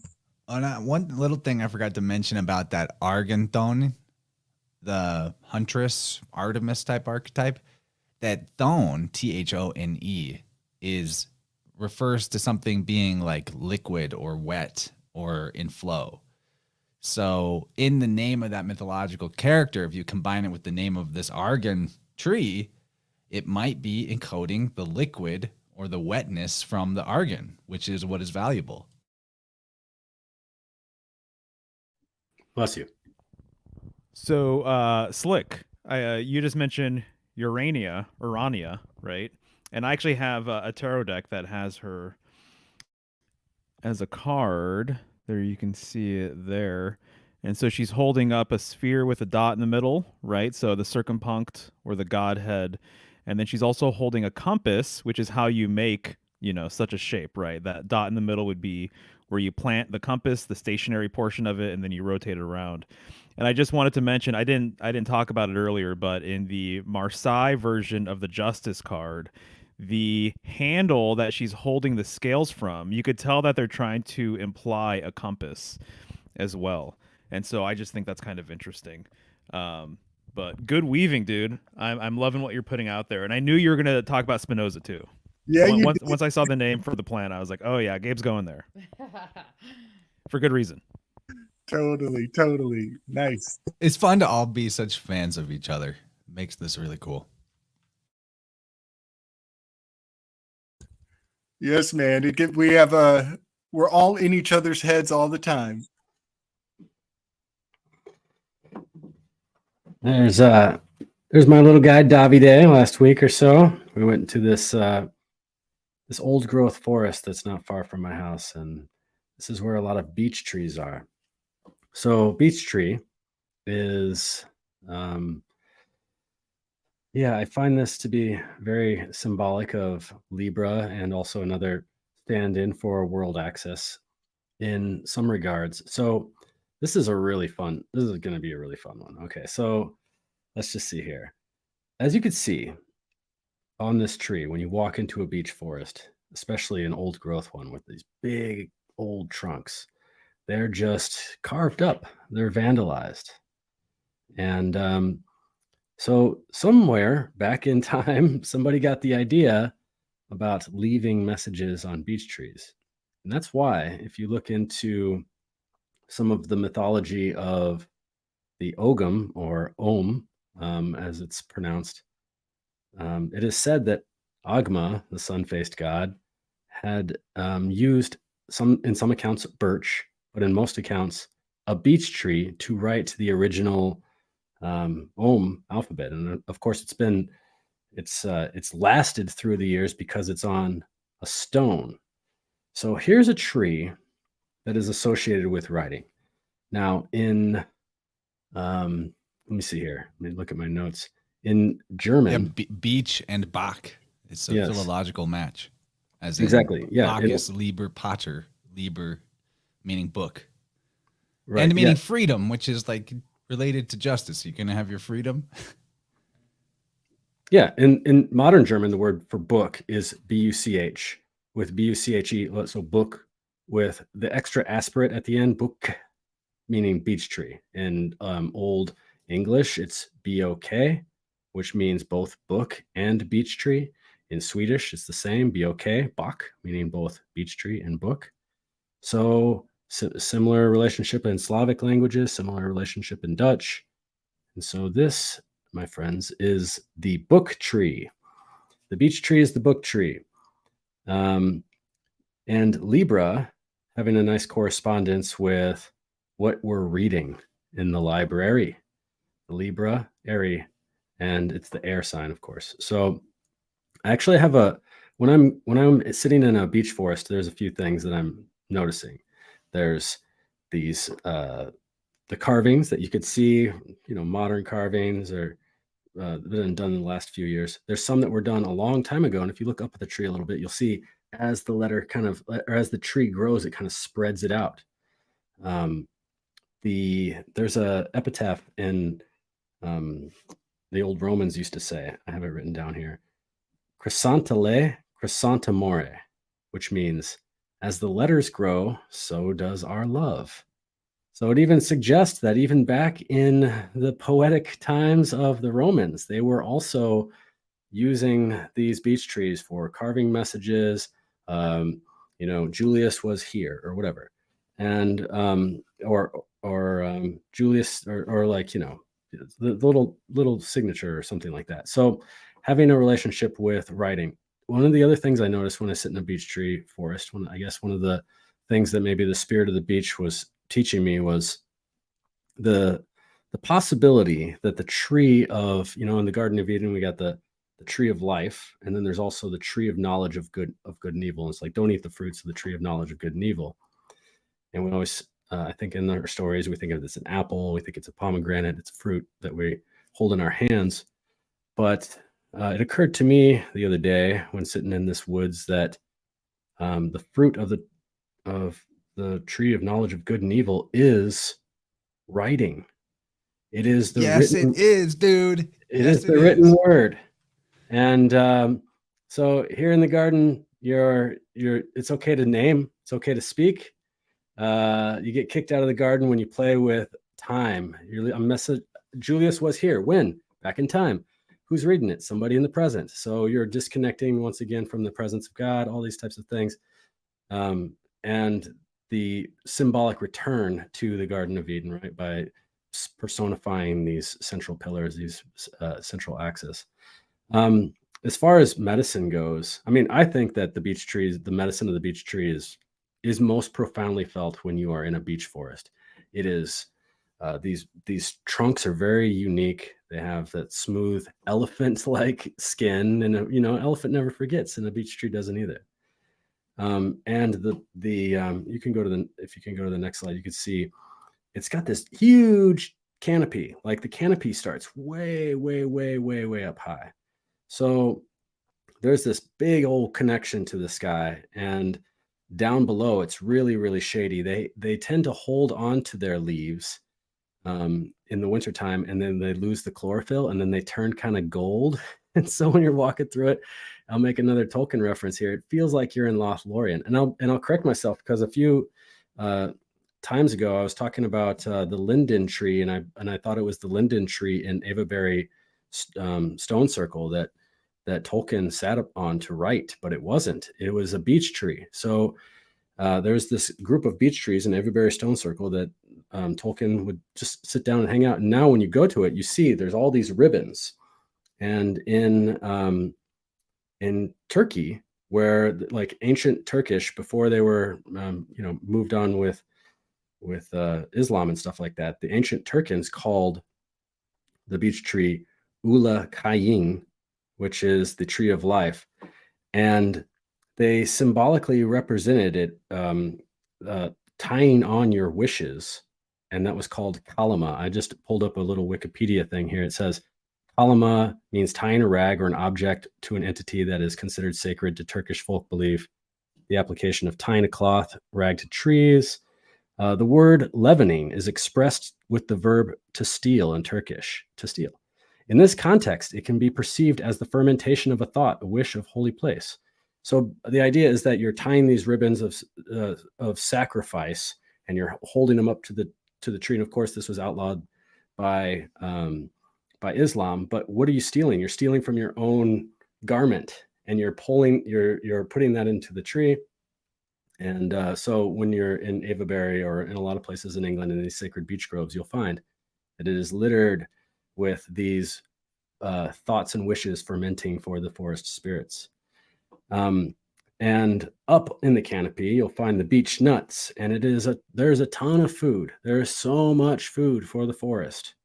And if the settlers would, or people who were vagrants, and the word vagus, by the way, is philologically connected to vagus, like the vagus nerve, or the which means wanderer, the vagrant.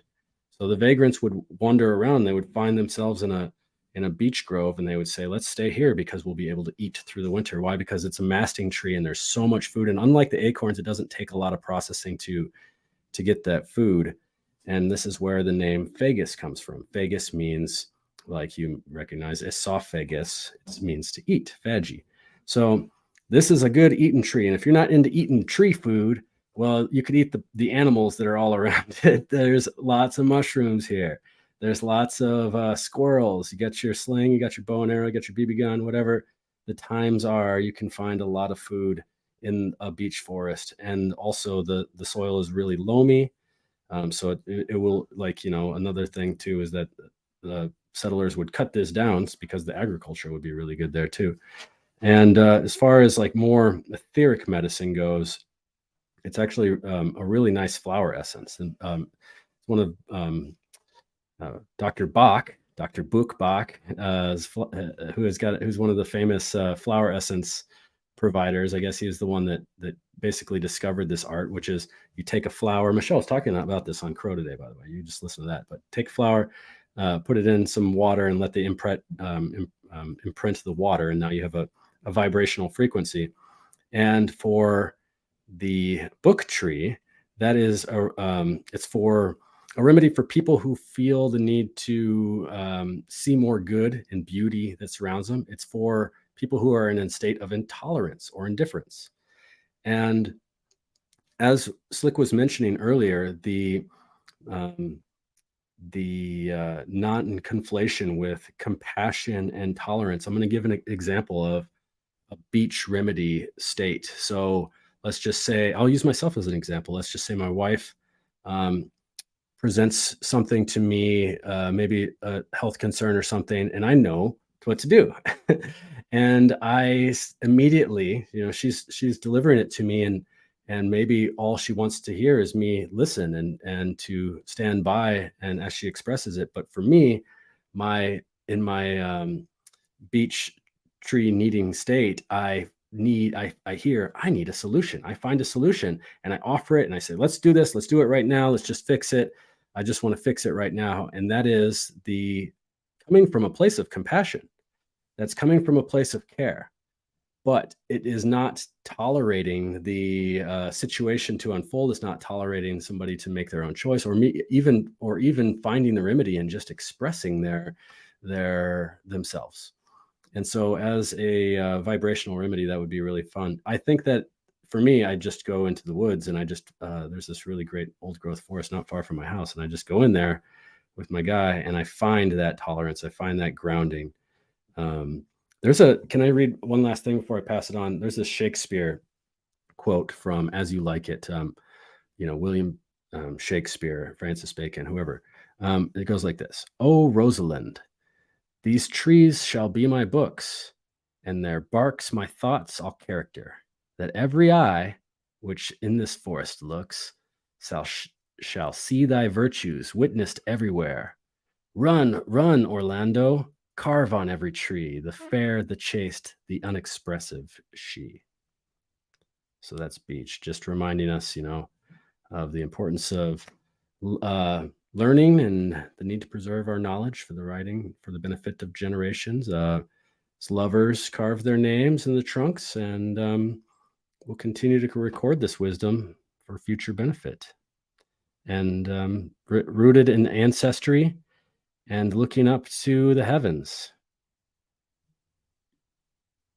Dude, that's fantastic, man. I love the eye symbolism that keeps on coming around, with everything. And then to read a book or to write something, obviously you need to have vision. And then even the scales, the cosmic scales, the karmic scales, part of the symbolism with that has to do with the idea that the supreme deity is always watching. None of your deeds go unnoticed, good or bad, or otherwise, right? So that's cool. I love the book stuff and the writing angle here. It's reminding me too, just the fact that even books, because you've brought up, world axis symbolism, which I'm all about it. Even books have a spine, right? Which I think is kind of intriguing, right? It's kind of like this axle sort of thing with the book. And then even if it's a scroll, that looks like an axis as well. It looks like a pillar or a pole. And then as it relates to beach, I'm just thinking of a beach that you would go to hang out and, take a swim or whatever. And it's just reminding me of the tree, once again, bridging this gap between earth and the heavens, separating and connecting it. And the beach is also connecting two different, things. It's connecting the water with land, right? So it's a transitional sort of thing. It's almost a bridge, if you will, between two spaces. And all trees, to me are world trees and are little bridges to heaven, if you will. So that's kind of intriguing to me, the beach sort of angle with it all. I was going to say earlier too, in terms of axis symbolism, the golden rod, right? The rod being that axis as well. And that is such a powerful name, the golden rod. And I just wanted to mention, because it relates to Libra season, the idea that, you know, royal people, nobility, people of authority, they love holding phallic symbols. They love scepters. They love wands. They love staffs. The baton is kind of a symbol of authority. So just the simple rod, you know, can mean so much. It can mean literally the law as well. What happens if you break the law? You know, you might be on the other end of a nightstick or something like that, right? And so the rod relates to discipline as well, in my opinion. I'm starting to see that a lot more with the wand cards in the tarot. So a golden rod, it just means kind of like security and structure and stability, but it's that axis that, you know, gives you know, the people, or it gives yourself, or it gives whatever system something to revolve around, essentially, just like the tree. But yeah, that's what I have for now. Do you have anything on the beech tree, bub? I actually don't know too much about beech, but I do now. I know more than I did when we started, so that's freaking awesome. I always think of, like, a lot of time beech wood is used for, like, I feel like I always go back to soap, but a lot of times, like, soap, why can't I think of like a soap dish, a wooden soap dish, a lot of times is made out of beech wood. I have a beech wood comb, you know, I've noticed a lot of times beech wood is used for things like that. So I'm intrigued by it. And I love that you brought the flower essence energetic medicine up, Kyle. That's really cool. I love it. I'm so into it. I'm glad we have a tree weave too. It's really fun that there's lots of tree medicine today. I had a couple of really fun epiphanies with the beech tree, especially around the name Fagus. So when you mentioned that all this stuff about the Fagus, Vegas, all the etymology or philology word letter swaps you can do with this, I think we got to add to the list. And I need people out there that are interested in philology to just watch out for this and see if we can find enough examples for it to add it to the list. But I think there's a G switch with T that can happen, because fage is the Italian way to say eat, right, Kyle? Latin, right? Latin, right? Like fage, phage, phagi. But the Greek way is fate. It's fate, fage, Greek and Latin. And thinking about the symbolism in, you know, that spine rod thing we're talking about, the vagus nerve, the esophagus, it's the middle upright it's part of the upright aspect of the body. It's this vertical thing, vertical axis. There is a comment in the chat from Beyond Language. I think this is Think in G Caps as well as the other channel. And he mentioned in context with the Fagus, pagoda. And a pagoda is basically a tower, right? It's like a stupa type of thing. And so I just did a search on the etymology of pagoda. And apparently the Persian word that became the Portuguese word pagode, the Persian word was butkada. So first of all, you have bud, B-U-T, B-U-D, but B-U-T, kada, becoming pagoda. That right there is demonstrating, you know, maybe another example of a T switching with a G sound.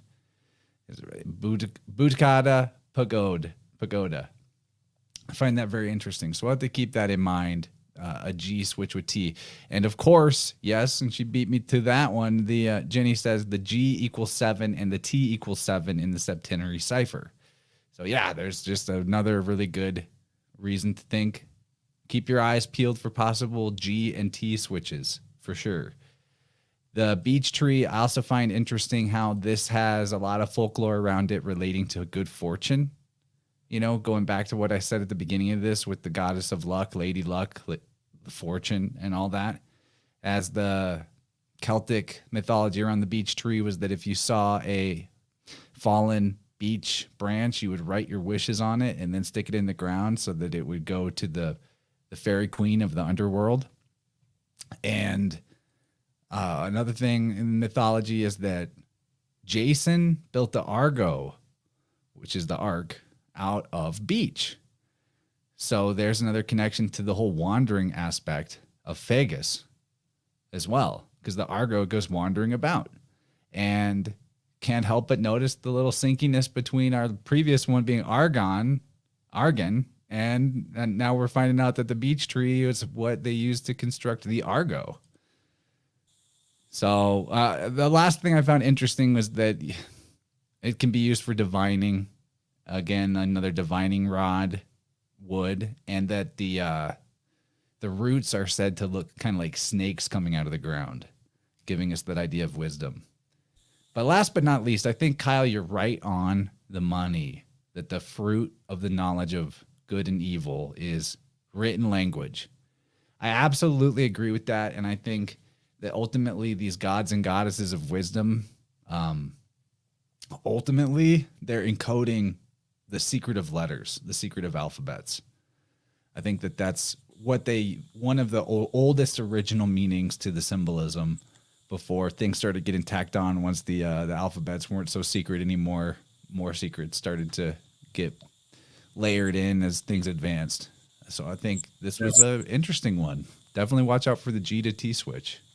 Yes. Oh, yeah. And like Theos and God. Interesting. G and T there, two different ways of saying God. Oh, nice. So, yeah, the G to T switch is, the lotus becomes the logos. Oh, perfect. Yeah. And the logos, God, the God comes out of the lotus. Yes. Brilliant. Yeah. Okay. It's there. So, it's definitely there. Okay. We got to add that to the list. Totally. So Jason and the Argonauts. Jason, there are two J's at the highest signs, June, July. July is right at the Cancer. We're in the water. In mythology, you will always in July have some sort of ship setting sail, an adventure initiating, much like the Chariot card is there in Cancer. So that's J, August, September, October, November. J, A, S, O, N. July, August, September, October, November. That is the arc of the Argos going on the adventure into the descent, going into the peril. In the Argos constellation is in July. Also, Galatians 2:16, 216, the 216th day of the year is August 4th in Cancer under the sign of Argos. 6 times 6 times 6 is 216. Obey me, Barack Obey me's birthday is the 216th day of the year. Yet we know that a person is not justified by the works of law, but through the faith in Jesus Christ. So we also have believed in Jesus Christ in order to be justified by faith in Christ and not by the works of law, because the works of the law, no one will be justified. This is exactly what you're talking about, Kyle. It's, if it gets written down on paper on some document that's captured, completely regulated by some extremist priest class, then you don't have access to rectification. And you got to go do all kinds of dirty deeds to make them happy again, that maybe they'll think about changing what they wrote about you. This is just voodoo magic. It's just voodoo doll magic for sure. Another one, and that's right. So the 216 of it is really fascinating that it's a sacred number there in Galatians, but 2 Corinthians 3:6. This is the symbol of the ark, the symbol of the circle. And here we are on our 12th installment coming full circle talking about this, right? He has made us competent as ministers of a new covenant, not of the letter, but of the Spirit. For the letter kills, but the Spirit giveth life. And this is beautiful in that the occulted aspect of this symbol of the law of Libra, the occulted symbol, I find to be the Wheel of Fortune card that is the spearing of the lupus constellation. And yes, that is just a fascinating truism that all this mumbo jumbo about how it's spelling it right. You better spell it right. And here I come along spell breaking all day long. Pathological spell breaker. That's all I do. Dude, the thing about spell breaking is you have to break from the spelling. That's what's up. That's what's up. Don't You let get to the spirit of it, not the letter of it, which is the phonetical sound. Yeah, buddy. Yeah, buddy. Man. Don't let the crabs in the bucket pull you down. Don't let your inner teacher keep you on the straight and narrow. Freedom for all. And I'm gonna big up what Polymathing said in the chat earlier. He pointed out the elephants. The beech tree looks like elephant legs, doesn't it? It's like it's even got like the knuckles of the knees of an elephant, you know, totally. And so elephants are renowned for their memory, and the carving of letters into this tree is like making it stay. It stays in time. It breaks the presence, and it stays in time in perpetuity. That's a really good one. Big up Polymath, and that is a really good one. I love that. I had to write that down. And then there's a anagram of B teacher in here because of the letters carved into the tree. There's much to learn from that, from those who came before. But you know, Thoth, when he brought the idea of writing to whoever his higher up was, I'm going to say Osiris, but I'm not sure. When he brought the idea of writing forward, his king was like, "Nah, man, that's a horrible idea. You teach people how to write, and they'll start losing their memory. They'll get lazy-minded." And the truth of that is still unpacking in a fascinating way.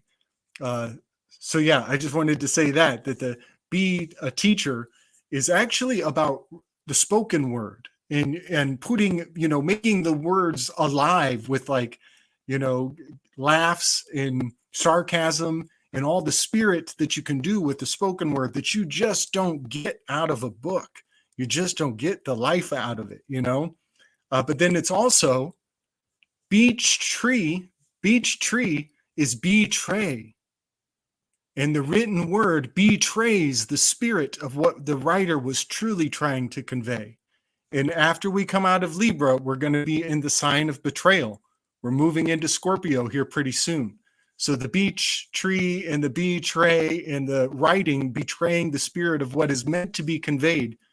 I think Socrates said that written words are like children that don't have their parents here to keep them straight, to keep their message perfected, because there's no the originator, the person who put these words into life. They're not here to answer for what they really intended you to receive. And so there's an irresponsibility to adhering strictly to the written word, which Nietzsche called book cope. And I just love that word. It's a hard hitter. It like breaks all kinds of paradigms. Book cope. Ooh, man, that's harsh. That's harsh. That was a power weave, dude. There was so much good stuff in there, man, honestly. Yeah, especially the beech tree betray. Fireworks going off my head. Everybody can tip Slick Dissident on Cash App. His tag is Slick Dissident. He deserves a tip for these weaves. He is a master weaver.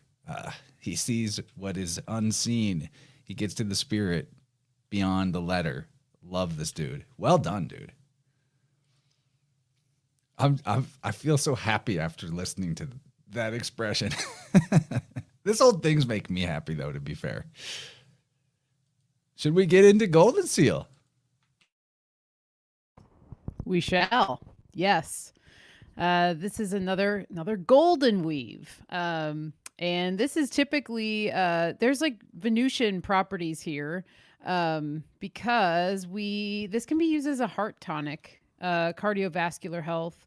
And then you have that red berry. And sometimes this is known as ground raspberry. That's sometimes one of the nicknames for it because it kind of looks like a raspberry here.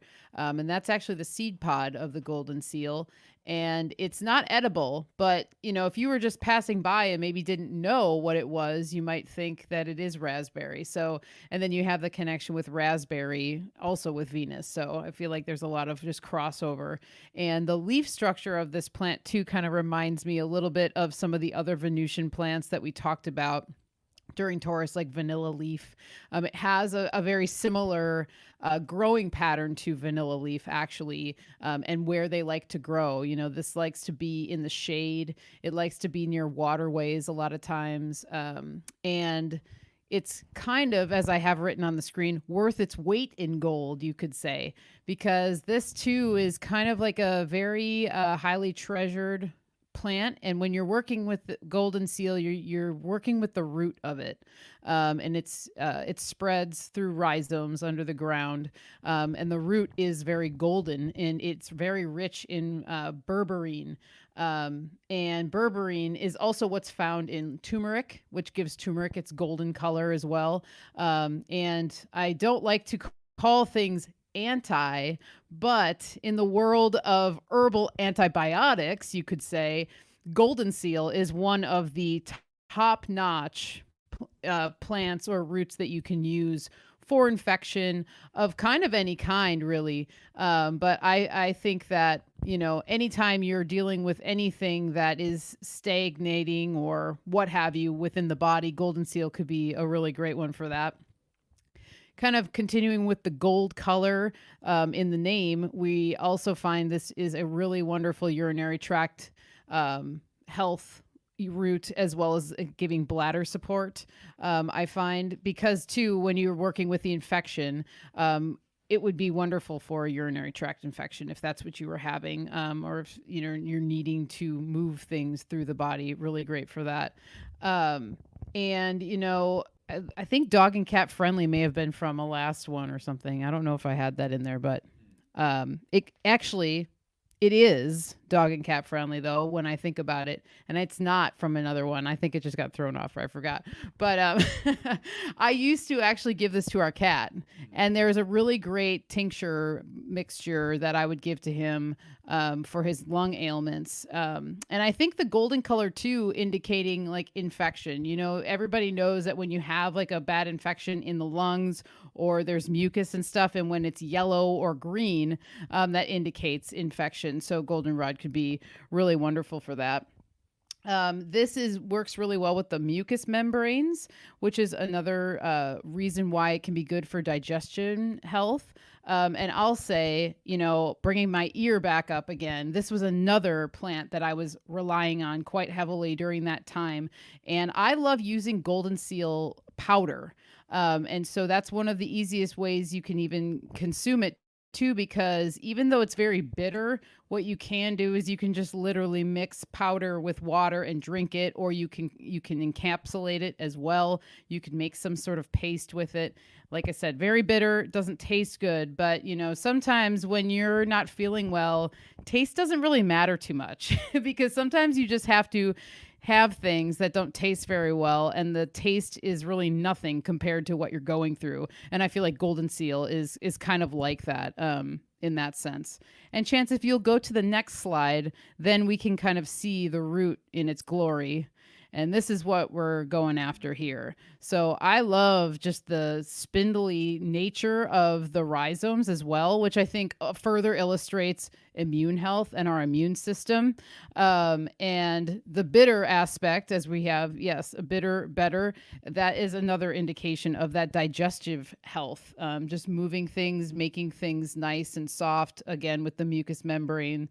This is a wonderful herb for wounds, first aid. You can, if you needed to, I guess you could even pack a wound with golden seal powder if you had to, to just have something that's going to protect it or begin to give some, bacterial protection or against bad bacteria until you were able to get somewhere where you could flush the wound. But having a oil made of golden seal is wonderful too, because then you can use it in salves and all of those types of things too, and use it topically.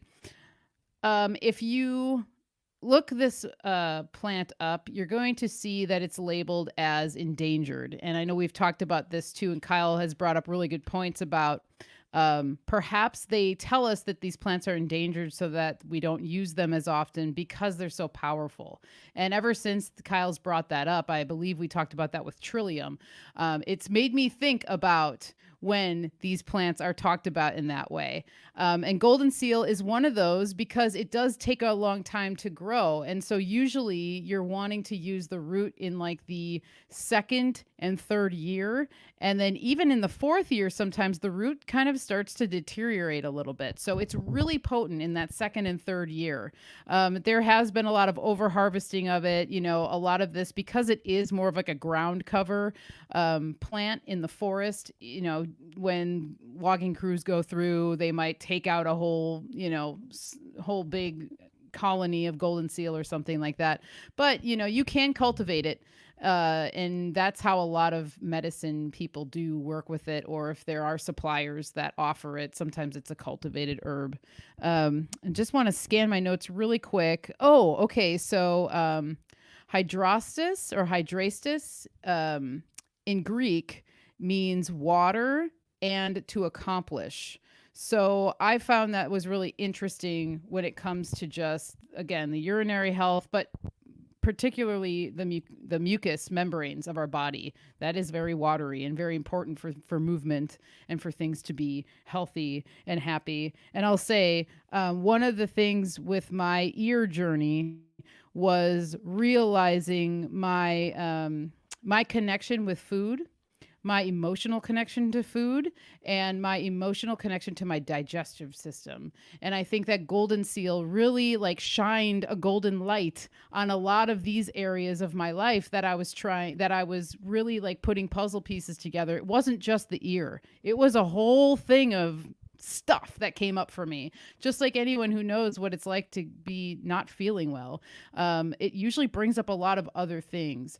And my relationship with food and drink and that sort of stuff was one of the things that was highlighted for me. And this was seriously such a wonderful ally during that time. And I just recommend it for anyone who is trying to either heal your gut or your relationship with food and things like that. I find that that was like one that was one of those emotional ones for me that helped to, bring golden light to it.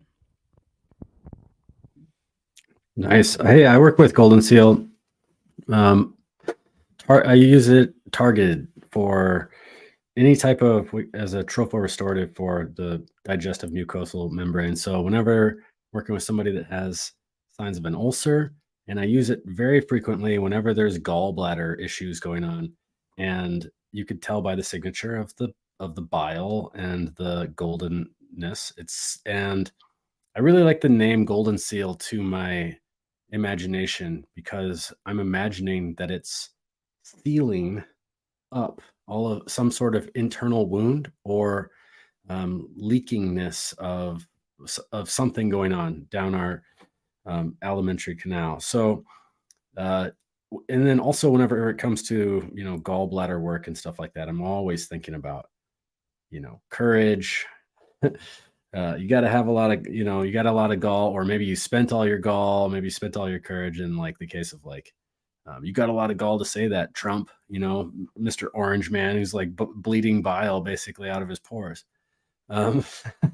So golden seal is a great ally for, I would also say, for courage and being able to digest something that's hard to digest. And I think that a lot of times that manifests down into the gallbladder area as well. So, and also there's just a lot of people that are missing their gallbladder, and timing issue is a little difficult because the gallbladder is like hot potato, you know, the liver spits out the hot potato and the gallbladder's got like a little catcher's glove. It's like, I can hold on to this potato for a little while. But if you have no catcher's glove, gallbladder, which they, a lot of times a cutter is going to cut. And if a cutter says, hey, there's something to cut, and then they're going to cut out the gallbladder.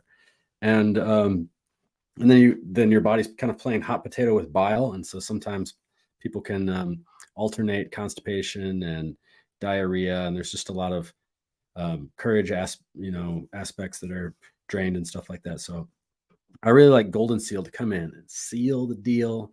I guess I'm doing too much Trump stuff right now. Seal the deal, smooth it out. Make a deal. Yeah, right. Yeah, gold Apollo on the 66th floor, whatever. I didn't realize till I started plugging some numbers into the gematria calculator at gnosticacademy.org. Don't bother with other ones. Septenary is good. Just go for, I think that's the way. Libra is 15 and gold is 15. And we keep getting all this gold idea coming up. And argan, like the argan tree, argan is 15. Very interesting. Great weaves, herbalists. Great stuff.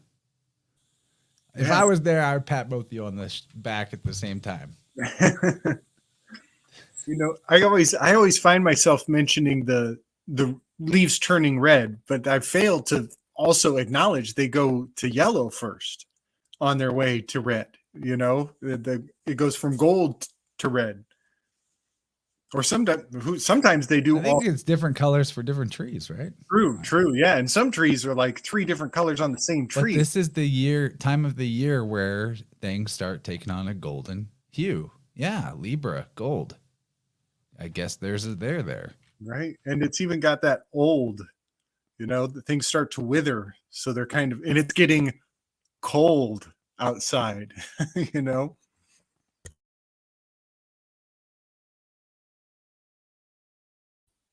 as the gold of the sun lessens by the day. Well then, passion flower. You want to get into it, Kyle? Yeah. Chance, remember when we first met and we went to that little park that was over there and we went for a little walk and every time I walk by these bad boys, I remember our herb walk. Yeah. I was like, whoa, because I don't see these very often in Wisconsin. Yeah, it's in the native part of.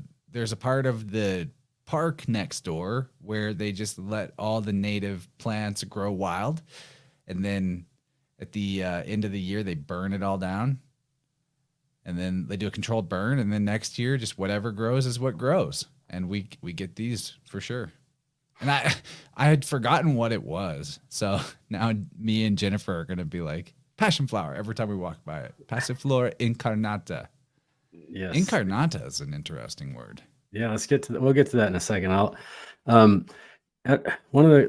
started doing these team meditations a long time ago. So I do this for my classes where I make a pot of tea, and I got all my students and I don't tell them what it is. It's a secret. It's not, some Socratic experiment or some Jim Jones thing. It's just, the idea is that it's totally fine. It's a plant that it's not going to set off any allergies, and the idea is that we're going to drink this tea and not know what it is. So therefore, we bypass the logical side of our brain that wants to categorize things. So if you are drinking something and you know that it's mint, then all of a sudden your logical side says, I know what mint does, so I'm going to just inform my body what mint does based on the logical side. And so when you can get around that and bypass that and get over there in the right side of your brain and just let the plant spirits speak deeply to your body. So in this classes, I started doing them at the shop too. People can come in and it's really fun. And the last one we did was passion flower. And the first thing I do is I pour everyone tea and just hold it. That's it. And let's start speaking about it. Let everyone know what's going on. And all of a sudden people's signals start lighting up. And in this first part, I'm just going to describe this last class, and this will be a really good way to learn about the passion flower. This is a great way to learn about plants, because I could tell you all about plants. You could read all about plants, but when you experience something like this, you are communing with the plant itself. There are things in an experience like this that you will never read. There are things that you can read and they'll never ring true until it comes knocking like this. And it says, here's how this makes sense. And so partly the reason why I do this is so that I can use my students as like little ways of teaching me how to know the plant better. But also I learn a lot from my own personal experience this way too. So if you can't do it blind, then do it for your family. Make a pot of tea for the people in your family, and maybe you don't tell them and you initiate. You're the conductor of this type of experience. And so when people just hold on to the passion flower, the first thing that people felt without tasting it, smelling, or anything is the energy just goes zoom down to their feet. I felt my feet get sweaty. I felt my ankles get kind of irritated and hot. And I could feel right away my jaw relaxing. And my, I know what I know about passion flower. So my right side or my left side of my brain is like, you're feeling that because passion flower relaxes things. It brings their energy that's up in your head down to the ground. But nobody else knew what this plant was. And they also felt this type of stuff. And they're the ones that said it first.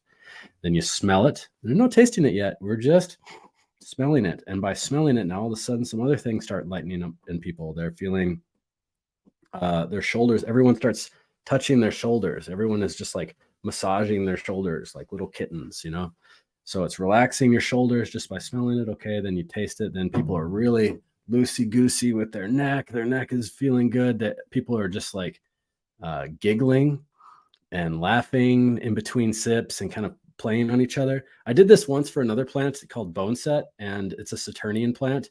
And everyone got super serious and they sat up straight and nobody wanted to say anything. And they were just like, and I was like, okay, I'm not going to do any Saturnian plants anymore. So this one, I would say this is kind of a mercurial plant, and it was fun. And so it lightens up your nervous system. It lightens up the mind. And so in these air signs, there can be a lot of tension in the mind. There can be a lot of tension moving back and forth from the mind back to the body. And so passion flower to me is I don't know. I think it's actually maybe a better candidate in a mercurial sign, but it does seem to fit in with Libra because it is so dang beautiful. This is such a beautiful flower. Oh my gosh.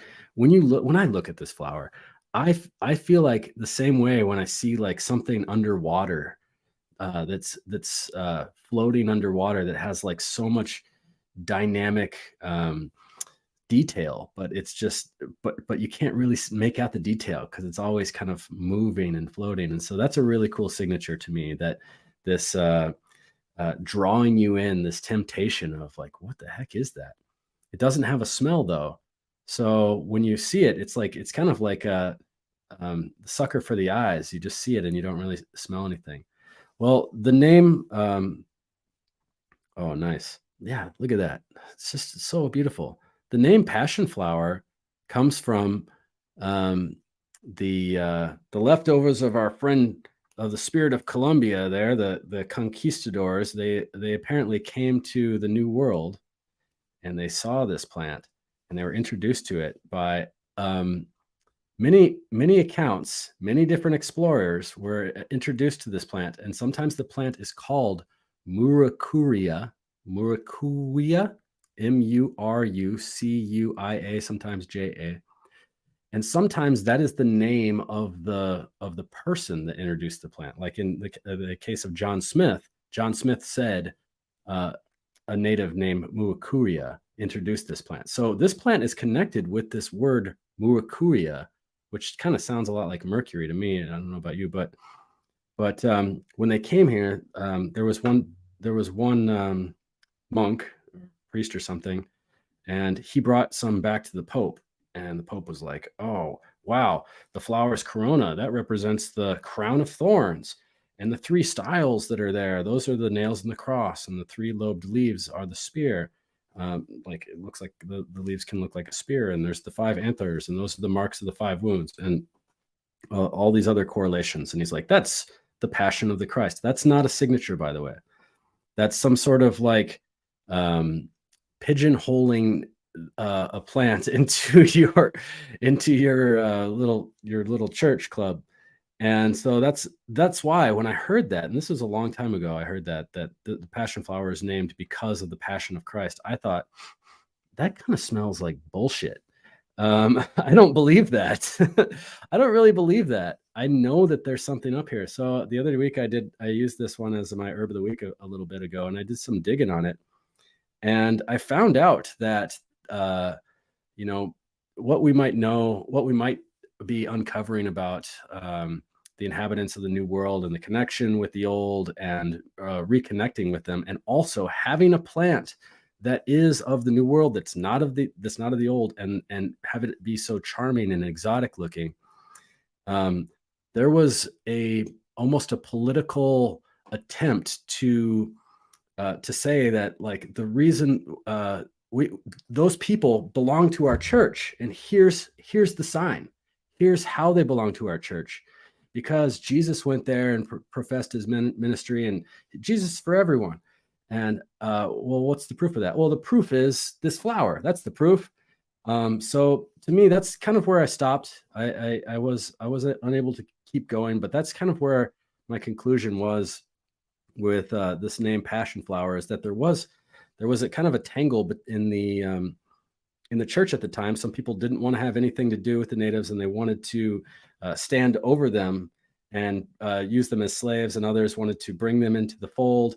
And so this passion flower became kind of a go-between in this Murakuya kind of way between the church and claiming the new world and claiming the inhabitants into the church as well. And so anyway, I think it's really interesting. I just say one last thing about passion flower as far as the medicine goes. To me, the passion flower person, like the archetype of passion flower person, is the person with circular thoughts. And that, to me, this is the signature of the tendril that's spinning around. Okay, here's my thought. It starts. I'm going to circle it around. Okay, it's concluded. Done. On to the next thought, right? That's how I normally go. Okay, but here instead it goes around, and then it goes stop, and then it goes, let's just play that one again, and let's just play that one again, and let's just play that one again. And that usually happens when our mind is like, oh, good, you've been so busy in your body all day. I'm just going to lay down. Your body's going to lay down. It wants to go to sleep. Good. Hey, I got your attention now. Let's just go through that thought one more 1,000 times. So this like spinning thought over and over and over, it's just, yeah, I got it. It's concluded. And to me, that is like this Vata force of inertia. This like spinning, like you can be excited and blown in the wind at any moment, about to leave a party. It's 11 o'clock. My wife wants to go. We're saying bye to people, saying bye. She's yawning. All right, it's time to go. Right about at the door. Hey, did you hear about building 7? I'm like, oh yeah. Oh, and like it spins me back up again. That's me, because I'm a passion flower person. I like to have, it's hard for me to feel that energy going down into my grounding area. So that's why just by holding that plant, I could feel that boom, pulling my energy down into my feet, making them sweaty, because there was just a lot of stuff going on up here, and it really pulled that material down into my feet. So passion flower is good for that passionate mind that is constantly dreaming, constantly circular, and it has a nice sedative effect without any hangover, without any impairment of your cognition. Just nice and easy, land the plane. So maybe a nice one for us to land this plane on. But I'm excited to hear any other additional weaves on this. So yeah, that's what I got so far. Super cool, man. I love all of that. The word "in" stuck out to me multiple times. Passion, incarnata, inertia. The spin has "in" as well, right there, right? But I really like what you said, because I think you're spot on. I don't know too much about the medicinal aspects of it. I do remember when we saw it on a walk one time, though. Yeah, I was thinking about and that. I won't forget it. It was really cool. And we took one of the fruits home. Yeah, we did, right? Yeah. Totally. But I like what you said about piercing the subconscious and kind of piercing that veil. It visually looks like that. My mind is almost still trying to figure out what it is. And I'm just kind of, when I see it, it's like that's what subconscious symbolism does. That's what magic sigils are all about. That's what chanting's all about. That's what so much of what magic is all about, is trying to bypass the conscious mind into your subconscious. That's what you're doing with your class, right? By not telling them what they were actually drinking or smelling or anything. And so just aesthetically, to your point, it draws me in. And I have to say, I get this, it's a like pleasant sort of confusion where I'm like, I'm puzzled, but in a beautiful way looking at it, where I'm like, who came up with this shit? This is incredible. You know, you wouldn't have been able to hire somebody to come up with something this wild. And here it is in the flesh with its colors and all of its glory. And I love how it's like tiered, you know what I mean? And so it's not like a typical flower, which are also gorgeous and beautiful and everything else, but this just has like this alien exotic sort of thing going on with it. So absolutely, man. I think it does kind of come in under the radar in a way just because of the way it looks and everything else. So do you have anything to say about Passion Flower, Bub? Well, yeah, and I love where all this is going. I too look at the the way that these kind of wafty petals are. It reminds me of the nervous system, and then it almost is like someone who has been having circular thoughts. Sometimes you feel frayed a little bit. You feel a little bit like those petals look. You're just kind of like, la, and how passion flower is so wonderful for that. And also, I really love passion flower leaf anyway, as you can add that to a smoke blend, a relaxation to kind of just, end the day or whatever. It's a wonderful one to throw in with a relaxing blend. And anytime I see a vining plant, I always do really think about the inward journey and kind of like, I don't know, the way the vine can kind of just overtake something. And so going off of your point, Kyle, with the circular thought, which I think is such a wonderful thing to bring up with this plant in particular, but the vines, of just how it can like really overtake something if you don't, kind of harness that or ground down into, what's going on, and you can get lost in the thought, and then the vine can just overtake everything. And so it's almost like indicating that this could happen with this plant, but if you are, open to the medicine of it, it would actually be the antidote for the exact takeover that could happen with it,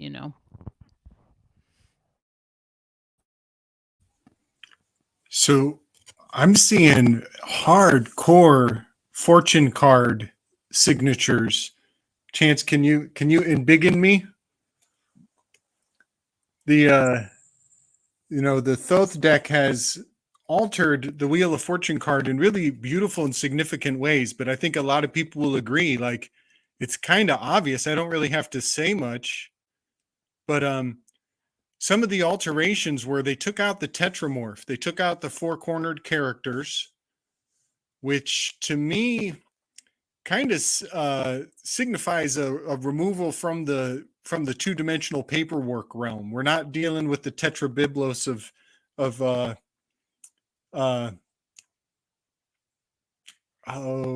what's his name? Ptolemy. We're not dealing with the Ptolemaic. We're pre-written history, and it's more visceral. It's less, less book oriented. We're out in the wilderness. There we go. We're outside of the wilderness. We don't have the four corners locked in place. But this, it clearly looks so much like that card. And, one of the correspondences is Hermanubis. Hermanubis is said to be related to this card, but which almost has the word herb and Anubis, going into the night.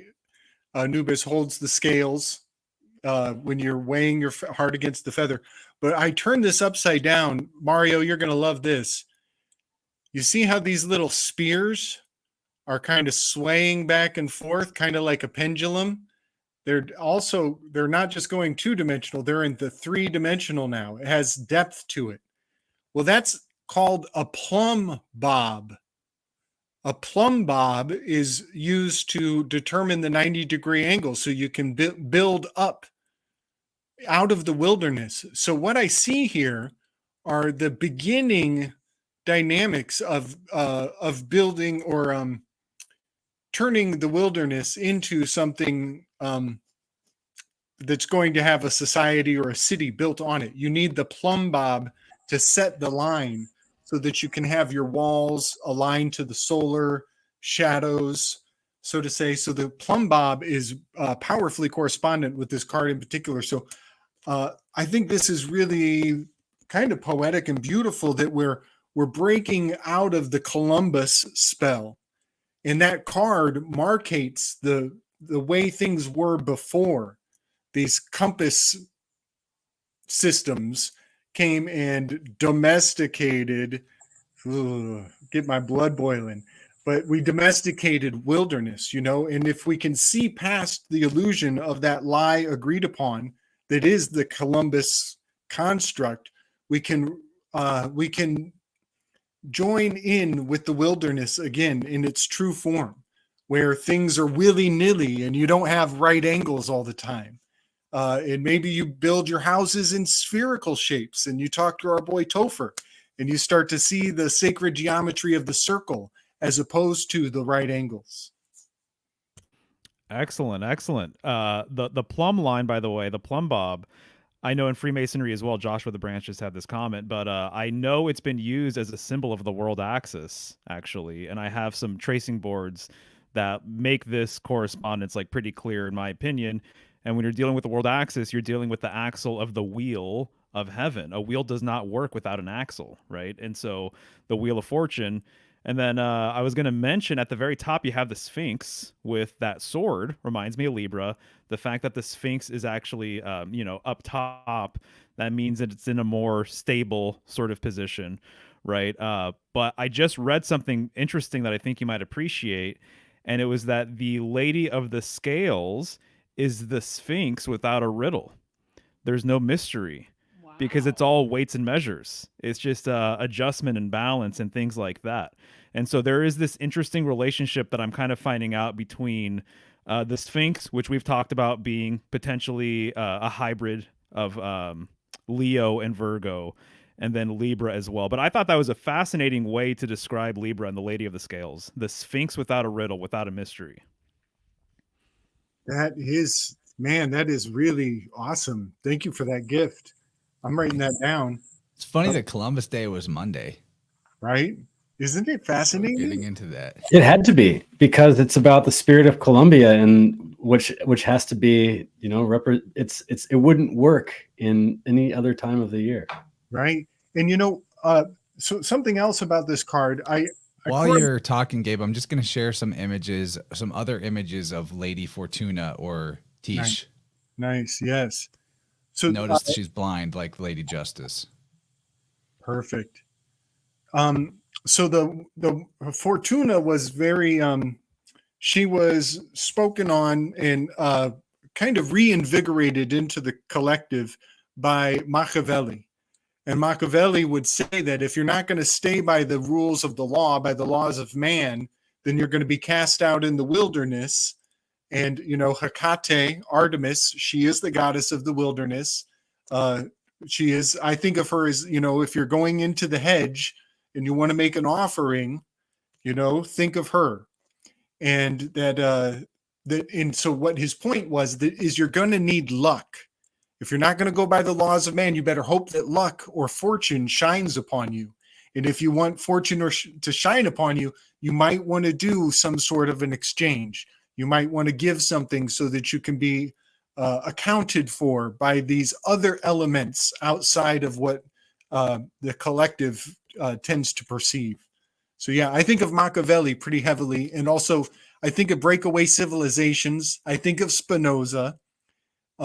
And I will say that fortune, you can is an anagram for UFO R10. And this is card number 10. This is the X.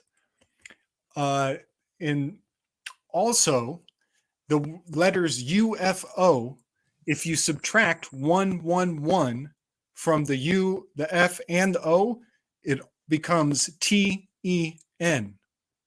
And so the entire spell of things flying around in the sky in the shape of a disc or a wheel are all infused into this card.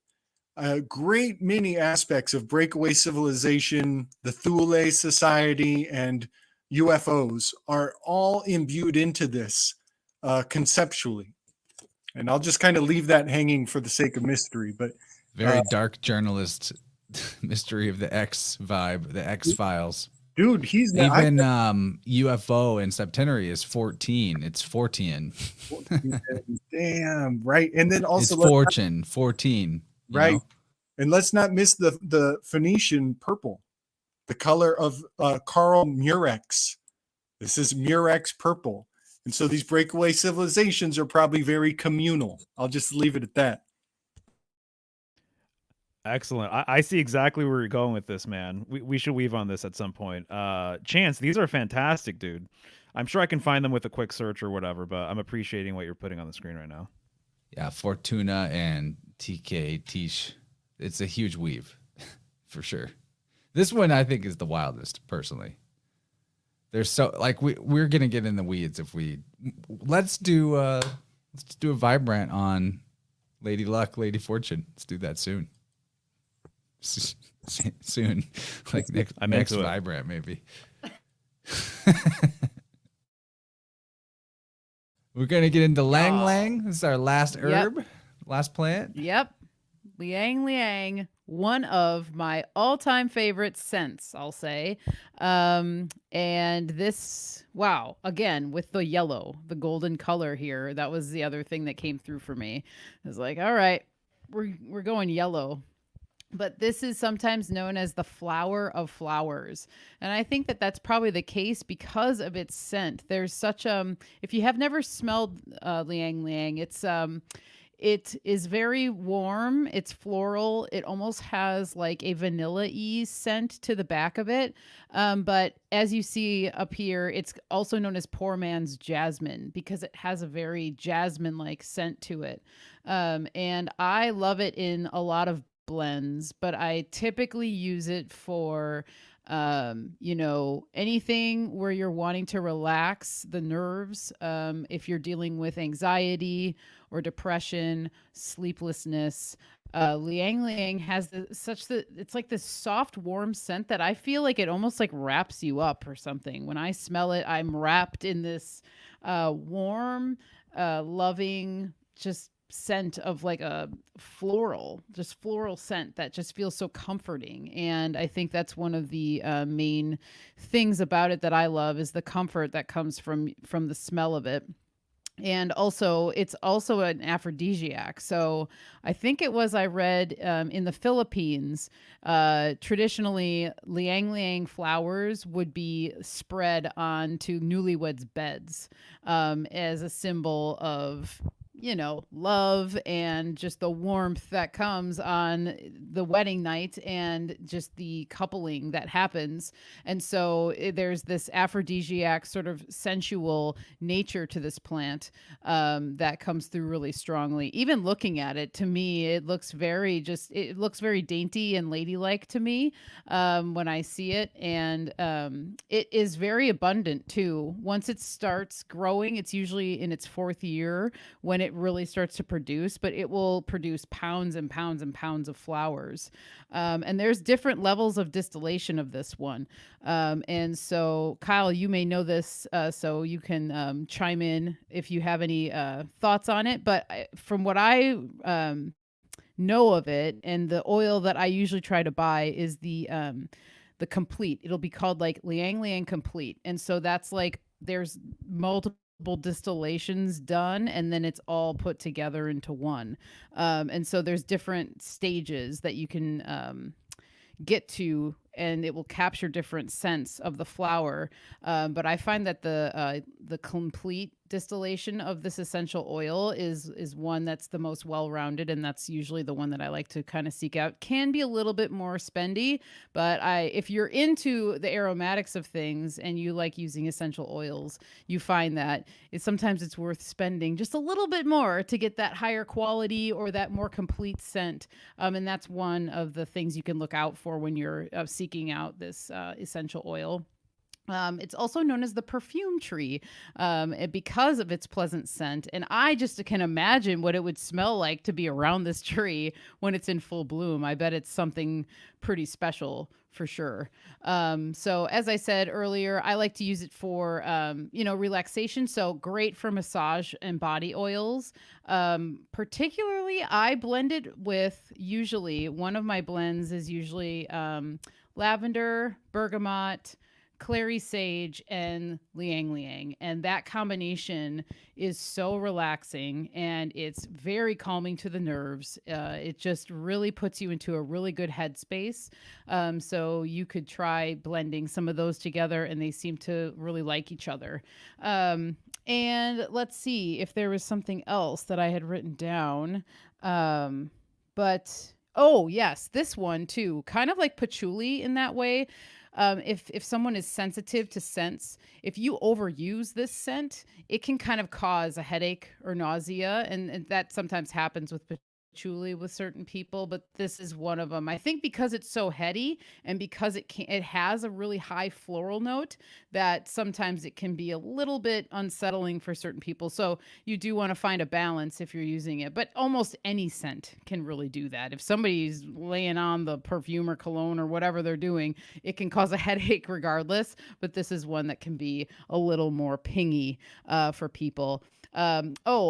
Really wonderful for just the nervous system in general, but boosting self-esteem. So this could be a really wonderful one if you're just feeling a little bit not as confident in yourself or something that's going on. This could be a really wonderful one to have, and just maybe, put into a carrier oil, dab a little on yourself, and just be able to, inhale that scent to kind of even bring that golden yellow color, that strength of the solar plexus that you would want when you're not feeling confident. This would be among one of the flowers that could be really good for that. And then the Cananga odorata. So there's odor in that second word.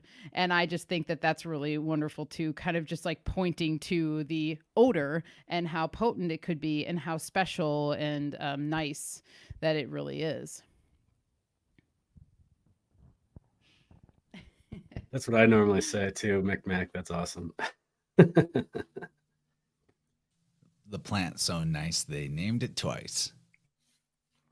I want to talk about aphrodisiacs for real quick before we scooch, because that's a pretty loaded term a lot of times, and so people will be looking at a plant and very often it'll say aphrodisiac. And I'd like to mention that like even goldenrod, which is not necessarily considered an aphrodisiac, which I think would be really beneficial for a lot of cases where people are looking for one. For me, the goldenrod person, I always think about like archetypical presentations of people. The goldenrod person, they hold their back when they're walking, and they lean on things when they need to. And they're always like kind of leaning over and holding on to stuff for a breath.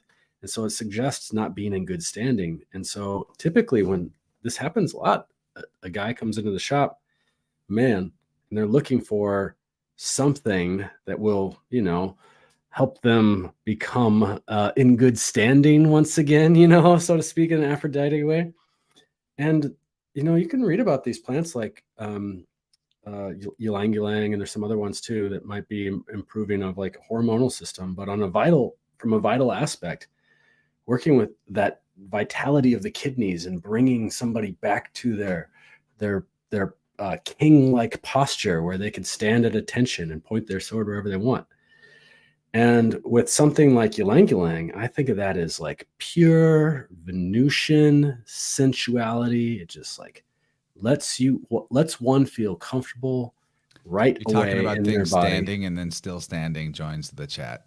Well, hello there. Just a point of simple head. Welcome. We were just talking about that. For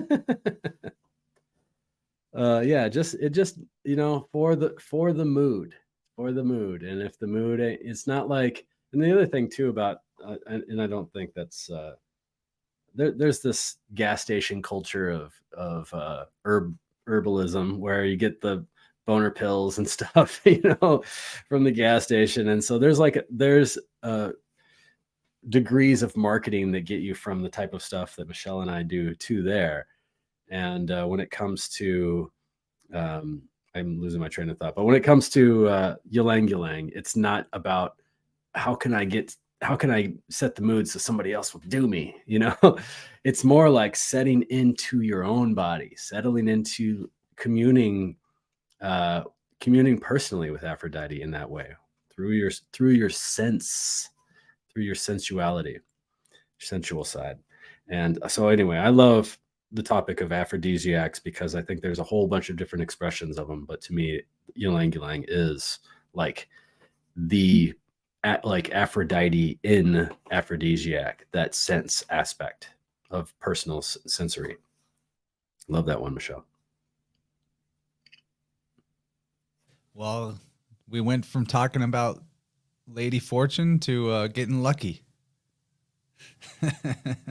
I guess it's all one big weave. It's all symbolically connected.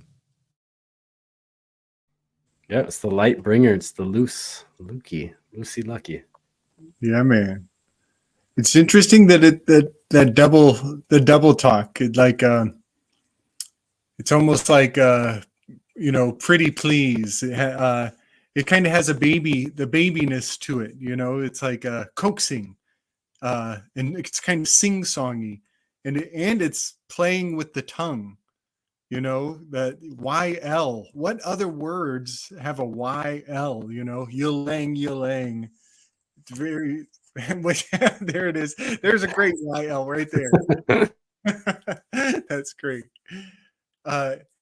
Aphrodite, she's number 4 on the Enneagram. She's an individual with a shadow of envy, and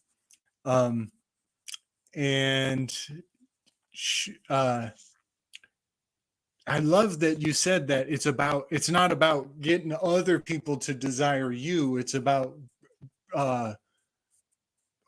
almost like stoking your own inner desire for it's self-serving, not in the judgmental way. It's serving the self, which I think that's one of the things about Aphrodite that gets so easily misunderstood. She was self-centered, but from a position of sovereignty, and so I just love the way you said that these aphrodisiacs, they're not all about let's go out tonight to get lucky. That's great. And yellow has that effect too, that radiance. Are they always yellow? Is ylang ylang always the yellow flower? From my understanding, yes. It comes in green. You could see in that photo, like there was an unripe one or one that was kind of younger. It's green and then 2 yellow. But I'm not sure. I mean, I think so. I can't 100% say, but I'm pretty certain it's always yellow. Yeah. Well, so Aphrodite's born on the half shell, and something that this is a kind of a big weave. I'll try to keep it short and brief, but something that I'm coming to unpack out of the events over the past few years is that there have been laws in place around, from ancient of days, around shellfish and making certain shellfish not allowable in your cuisine. And in fact, if you've been in the food industry or taken any of the food safety courses, you'll learn that there's actually certain forms of shellfish that if you eat them if they're harvested from the wrong place at the wrong time, and they have a foodborne illness that changes your sense of hot and cold to the opposite forever. There might be a treatment, but back when they were teaching me about it, that they just said if you eat this wrong shellfish, if you're too shellfish and you don't listen to our laws, then you're going to have an inverted sense of hot to cold. And I have a theory that there are a great many psychological prohibitions that parallel seafood prohibitions such that anybody who thinks they're an individual who can go it on their own, they don't need the city slickers, and they can just go off and forage for themselves. There are all these strange linguistical snares that are supposed to constantly whisper guilt or shame in their ear. And one of these many, I guess, examples is Carrie Mollusk. Carrie Mollusk is the one who gave us the PCR that was a huge dragnet of the past events. Well, if you look into his profiles, this might be supplemental. I have a sense this is not natural or coincidental. I think this is supplemented. But he is depicted with his surfboard, multiple pictures of him with his surfboard. And that surfboard is not only Chance, can you pull up the Magus card from the Thoth deck? Can you pull that up? He's depicted with his surfboard, which looks like a mollusk, a long clam. Well, the clam has a tongue. It has a tongue in it. So the ylang has the lang of the tongue, the lingam and also the language, right? And it's double speak, split tongue. Carrie Mollusk is a surfer, and sure enough, he's the originator of the PCR test where they messed with the cycle thresholds on the whatever to do a huge number on everybody. Well, if you look closely at this Magus card, he's doing I think of him, first of all, he was a Friedrich Nietzsche's tightrope walker, was my initial read on this, but I see other art unpacking potentials here. He's walking, he's hanging 10 on a surfboard. Hang 10 is where you put your toes over the edge of the surfboard. And also he's balancing an adze tool that Anubis uses to scrape for the embalming ritual. Well, that's what they do for the PCR test, is they jam the adze tool up your nose to get the pound of flesh to send off to Ylang Langley to keep your DNA on record. So many aspects of Carrie Mollusk, that's a KM, flips around to an MK, is also packed into this fascinating Magus card.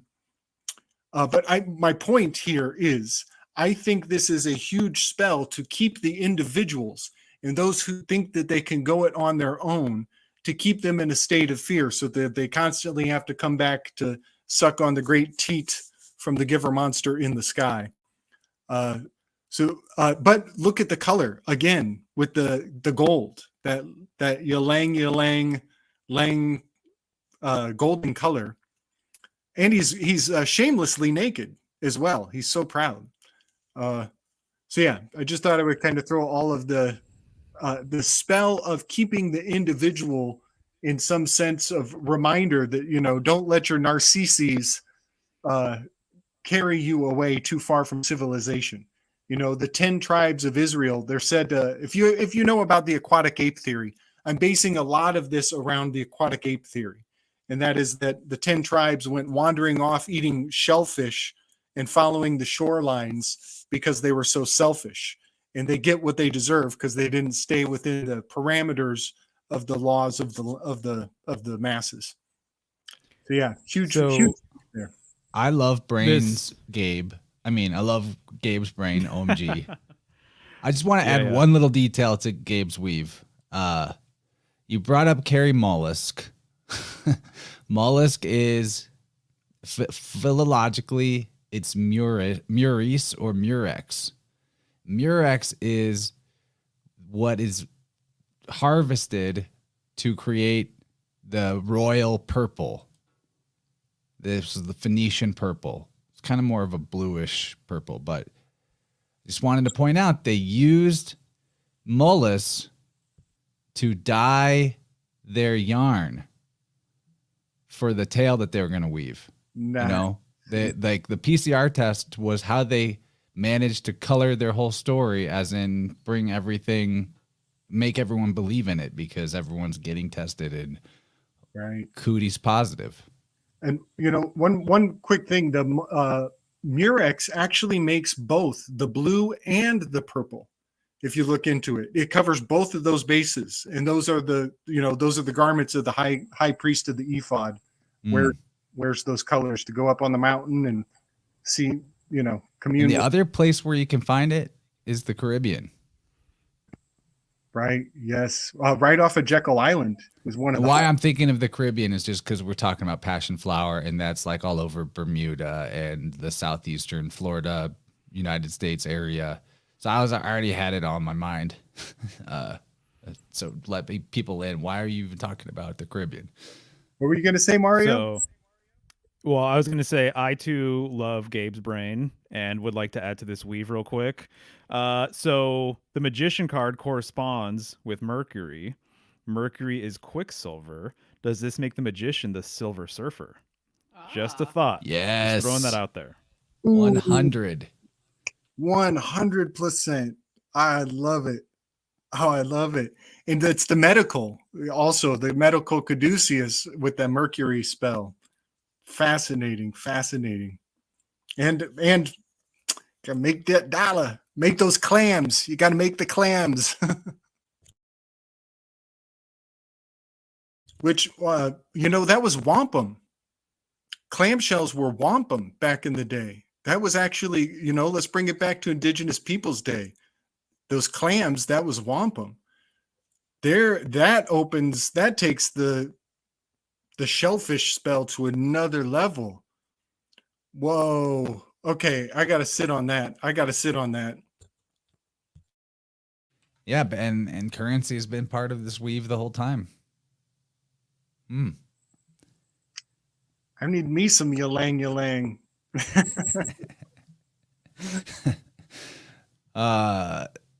So guys, we have any finishing thoughts on Libra plants? Yeah. Real quick. There's a tree called the carob, and it has coffee-like beans. Sometimes you'll see it called the Kentucky coffee tree, the carob bean. It's a bean. You can roast these beans and make them into a coffee substitute. It's really yummy. It's a chocolate substitute. You could scrape the inside of the husk, and it's got like a sorghum carbohydrate, yummy sweetness to it. They're nitrogen fixers. Back to the kidneys. Coffee is hard on the kidneys when you overdo it. But this plant has potassium. It has a lot of potassium. So it's good for your kidneys. But beech nuts make a coffee substitute too. When we talked about beech. Yes. So like coffee substitute items might fit into your Libra ideas. Yes. Carob, chicory, which we didn't talk about this whole time, but that would be another good one. This is something. Hey, Tippecanoe Herbs makes a really nice roots brew. Ashwagandha, burdock, etc. But carob. Now this is a tree that is connected to the name carrot because the beans are so similar in size from one tree to another, from species or from tree to tree, that they were used as weights, as counterweights on the scale. So here's another potential for Libra, commerce, weighing, and also the anatomy aspect of Libra, the carob tree. I know that if you live in the Midwest or something like that, as you're walking around doing your walks, you'll see some trees with these long beans hanging from them. That is the weight and measure tree. And a lot of times they're spiraling. They have this really cool, perfect spiral too. It's the beans inside of them that are exactly the same. Take them out one time. And here's another cool thing to do with the carob trees too.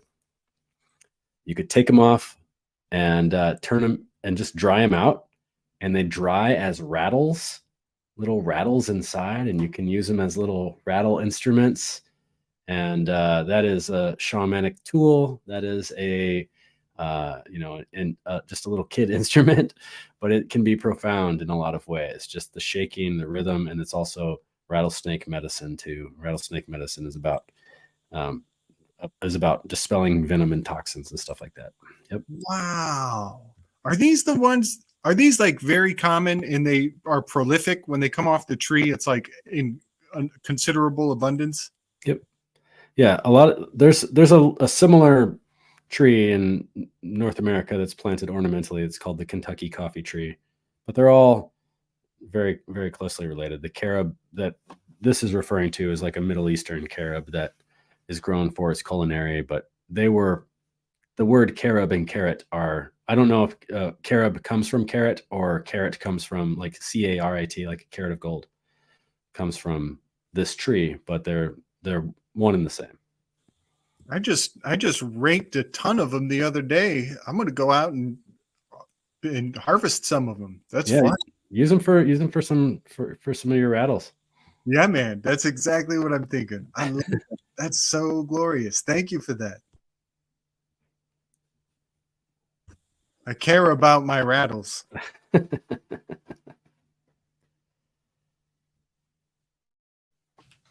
What about you guys, Michelle, Mario?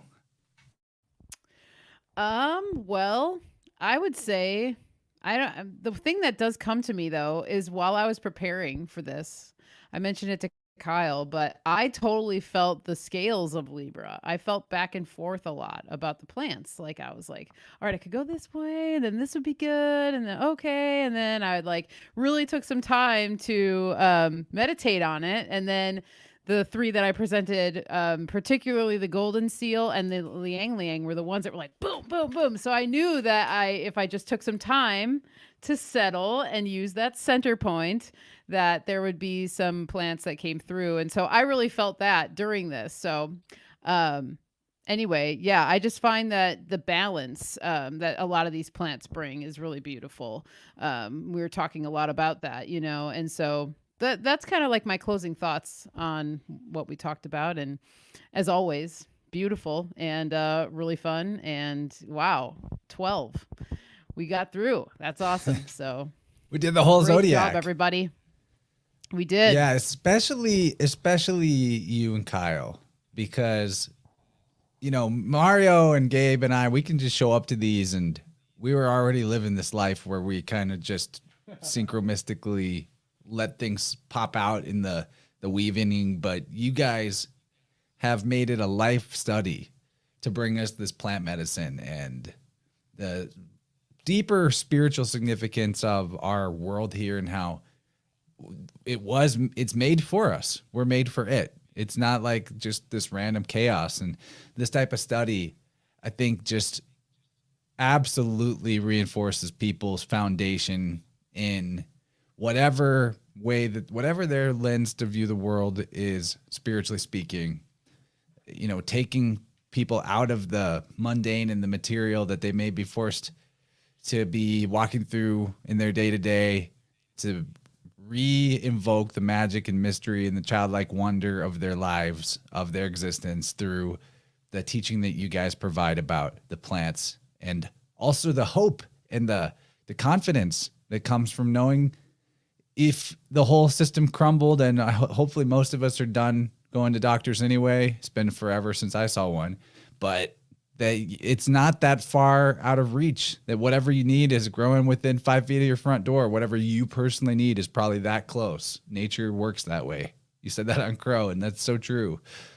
So I don't want people to fret. We're going to get this crew back together. Ambitious to do it a lot more, actually. But it's really up to the our herb masters, our plant masters, how much they want to do. I for sure think we'll do Ophiuchus when that season rolls around. Mario and I are going to team up with David Matheson pretty soon and do a big Ophiuchus deep dive to warm us up for the Ophiuchus herbal walk. But I also think, it's up to you guys, but I also think it would be really fun to maybe revisit this series in 2024 from the lens of the planets or other lenses. The lens of the elements, or the lens of the certain organ systems in the body, or maybe other things like Chinese zodiac, or I'm open to options. I just really like hanging out with you four people specifically, and I want to keep doing it. Gives me a little like water in my eyes to think no more of this group. So we got to keep it going some way or another. However you guys want to do it, however often, I'm here for it. I agree. I can't get enough of this team up. Yeah, what Yeah, an and I honor. love the. Oh, go ahead, Kyle. Go ahead. I was just saying because I had gone back and I had looked through all of our previous things in order to catalog them, and I was able to see like when we really started vibing and syncing and coming together as a team really well, and it has been awesome. I have so much fun doing this, and it's also, Michelle and I, we can like talk about plants, and I know that you guys can talk about the mysteries and whatnot. So it really is fun for us too. So thank you so much, and I am totally game for all of those proposals, and I think that we can we could reset with a lot of different ways and bring a lot of different herbs and a lot of different new light. I get a lot of good feedback from this, and I'm really happy to continue to talk to people more and more about plants and nature and health and all the different ways. So I really appreciate the people from the InnerVerse community reaching out to me, making orders, adding the InnerVerse coupon so that I know that it's you. So that way I can hook you up some extra specialness. And but I really, really appreciate this community a lot. And it's been an amazing, fun time. And I cannot wait for some more cool things to happen. So I've got a poem I'd love to read. It's a bit gnarly. But it's fun. It's playful. It's about a character from Hindu mythology whose name is, oh man, Angulamala. Angulamala is this dreadful demigod who is renowned for being absolutely horrible. He's the standard bad guy, the worst of the worst kind of character, and you can tell immediately upon seeing him how bad he is because he wears a necklace of fingers. And if you look up pictures of Angulamala, it's dreadful to even perceive him. It's almost traumatic just to look at him.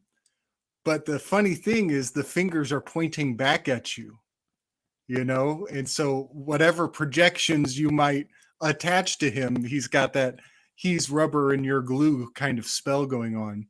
And so I've kind of played around with the fact that he's also megalomaniacal, and the word megalomania is in his name in a fun little anagram kind of way. And this was all... Gabe, rubber and Libra are anagrams. Oh my gosh. And remember one of the things we covered had rubber content to it. Golden, what was it? Goldenrod. Yes.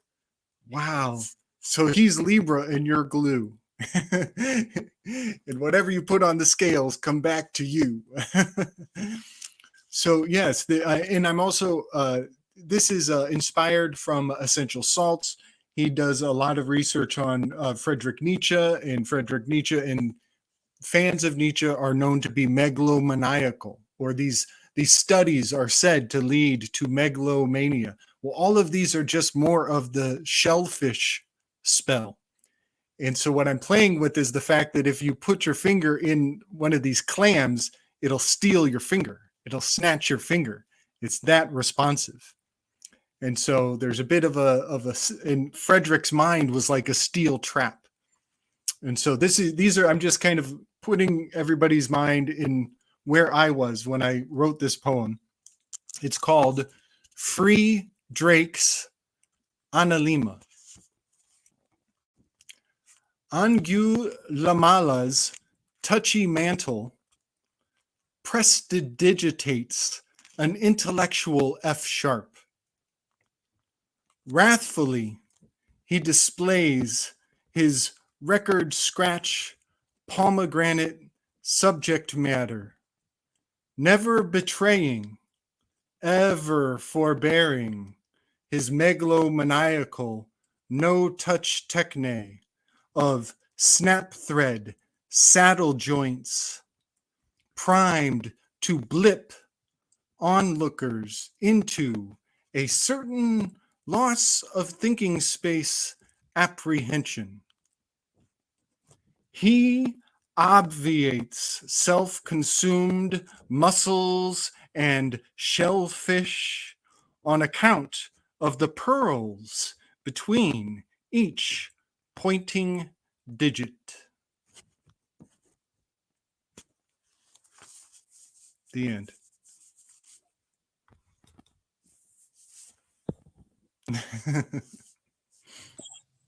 It's been fun. I think we're there. I feel like that's a mic drop moment. Let's do it. 322. Yeah. So people, michelleshealinghome.com, symbolicstudies.com.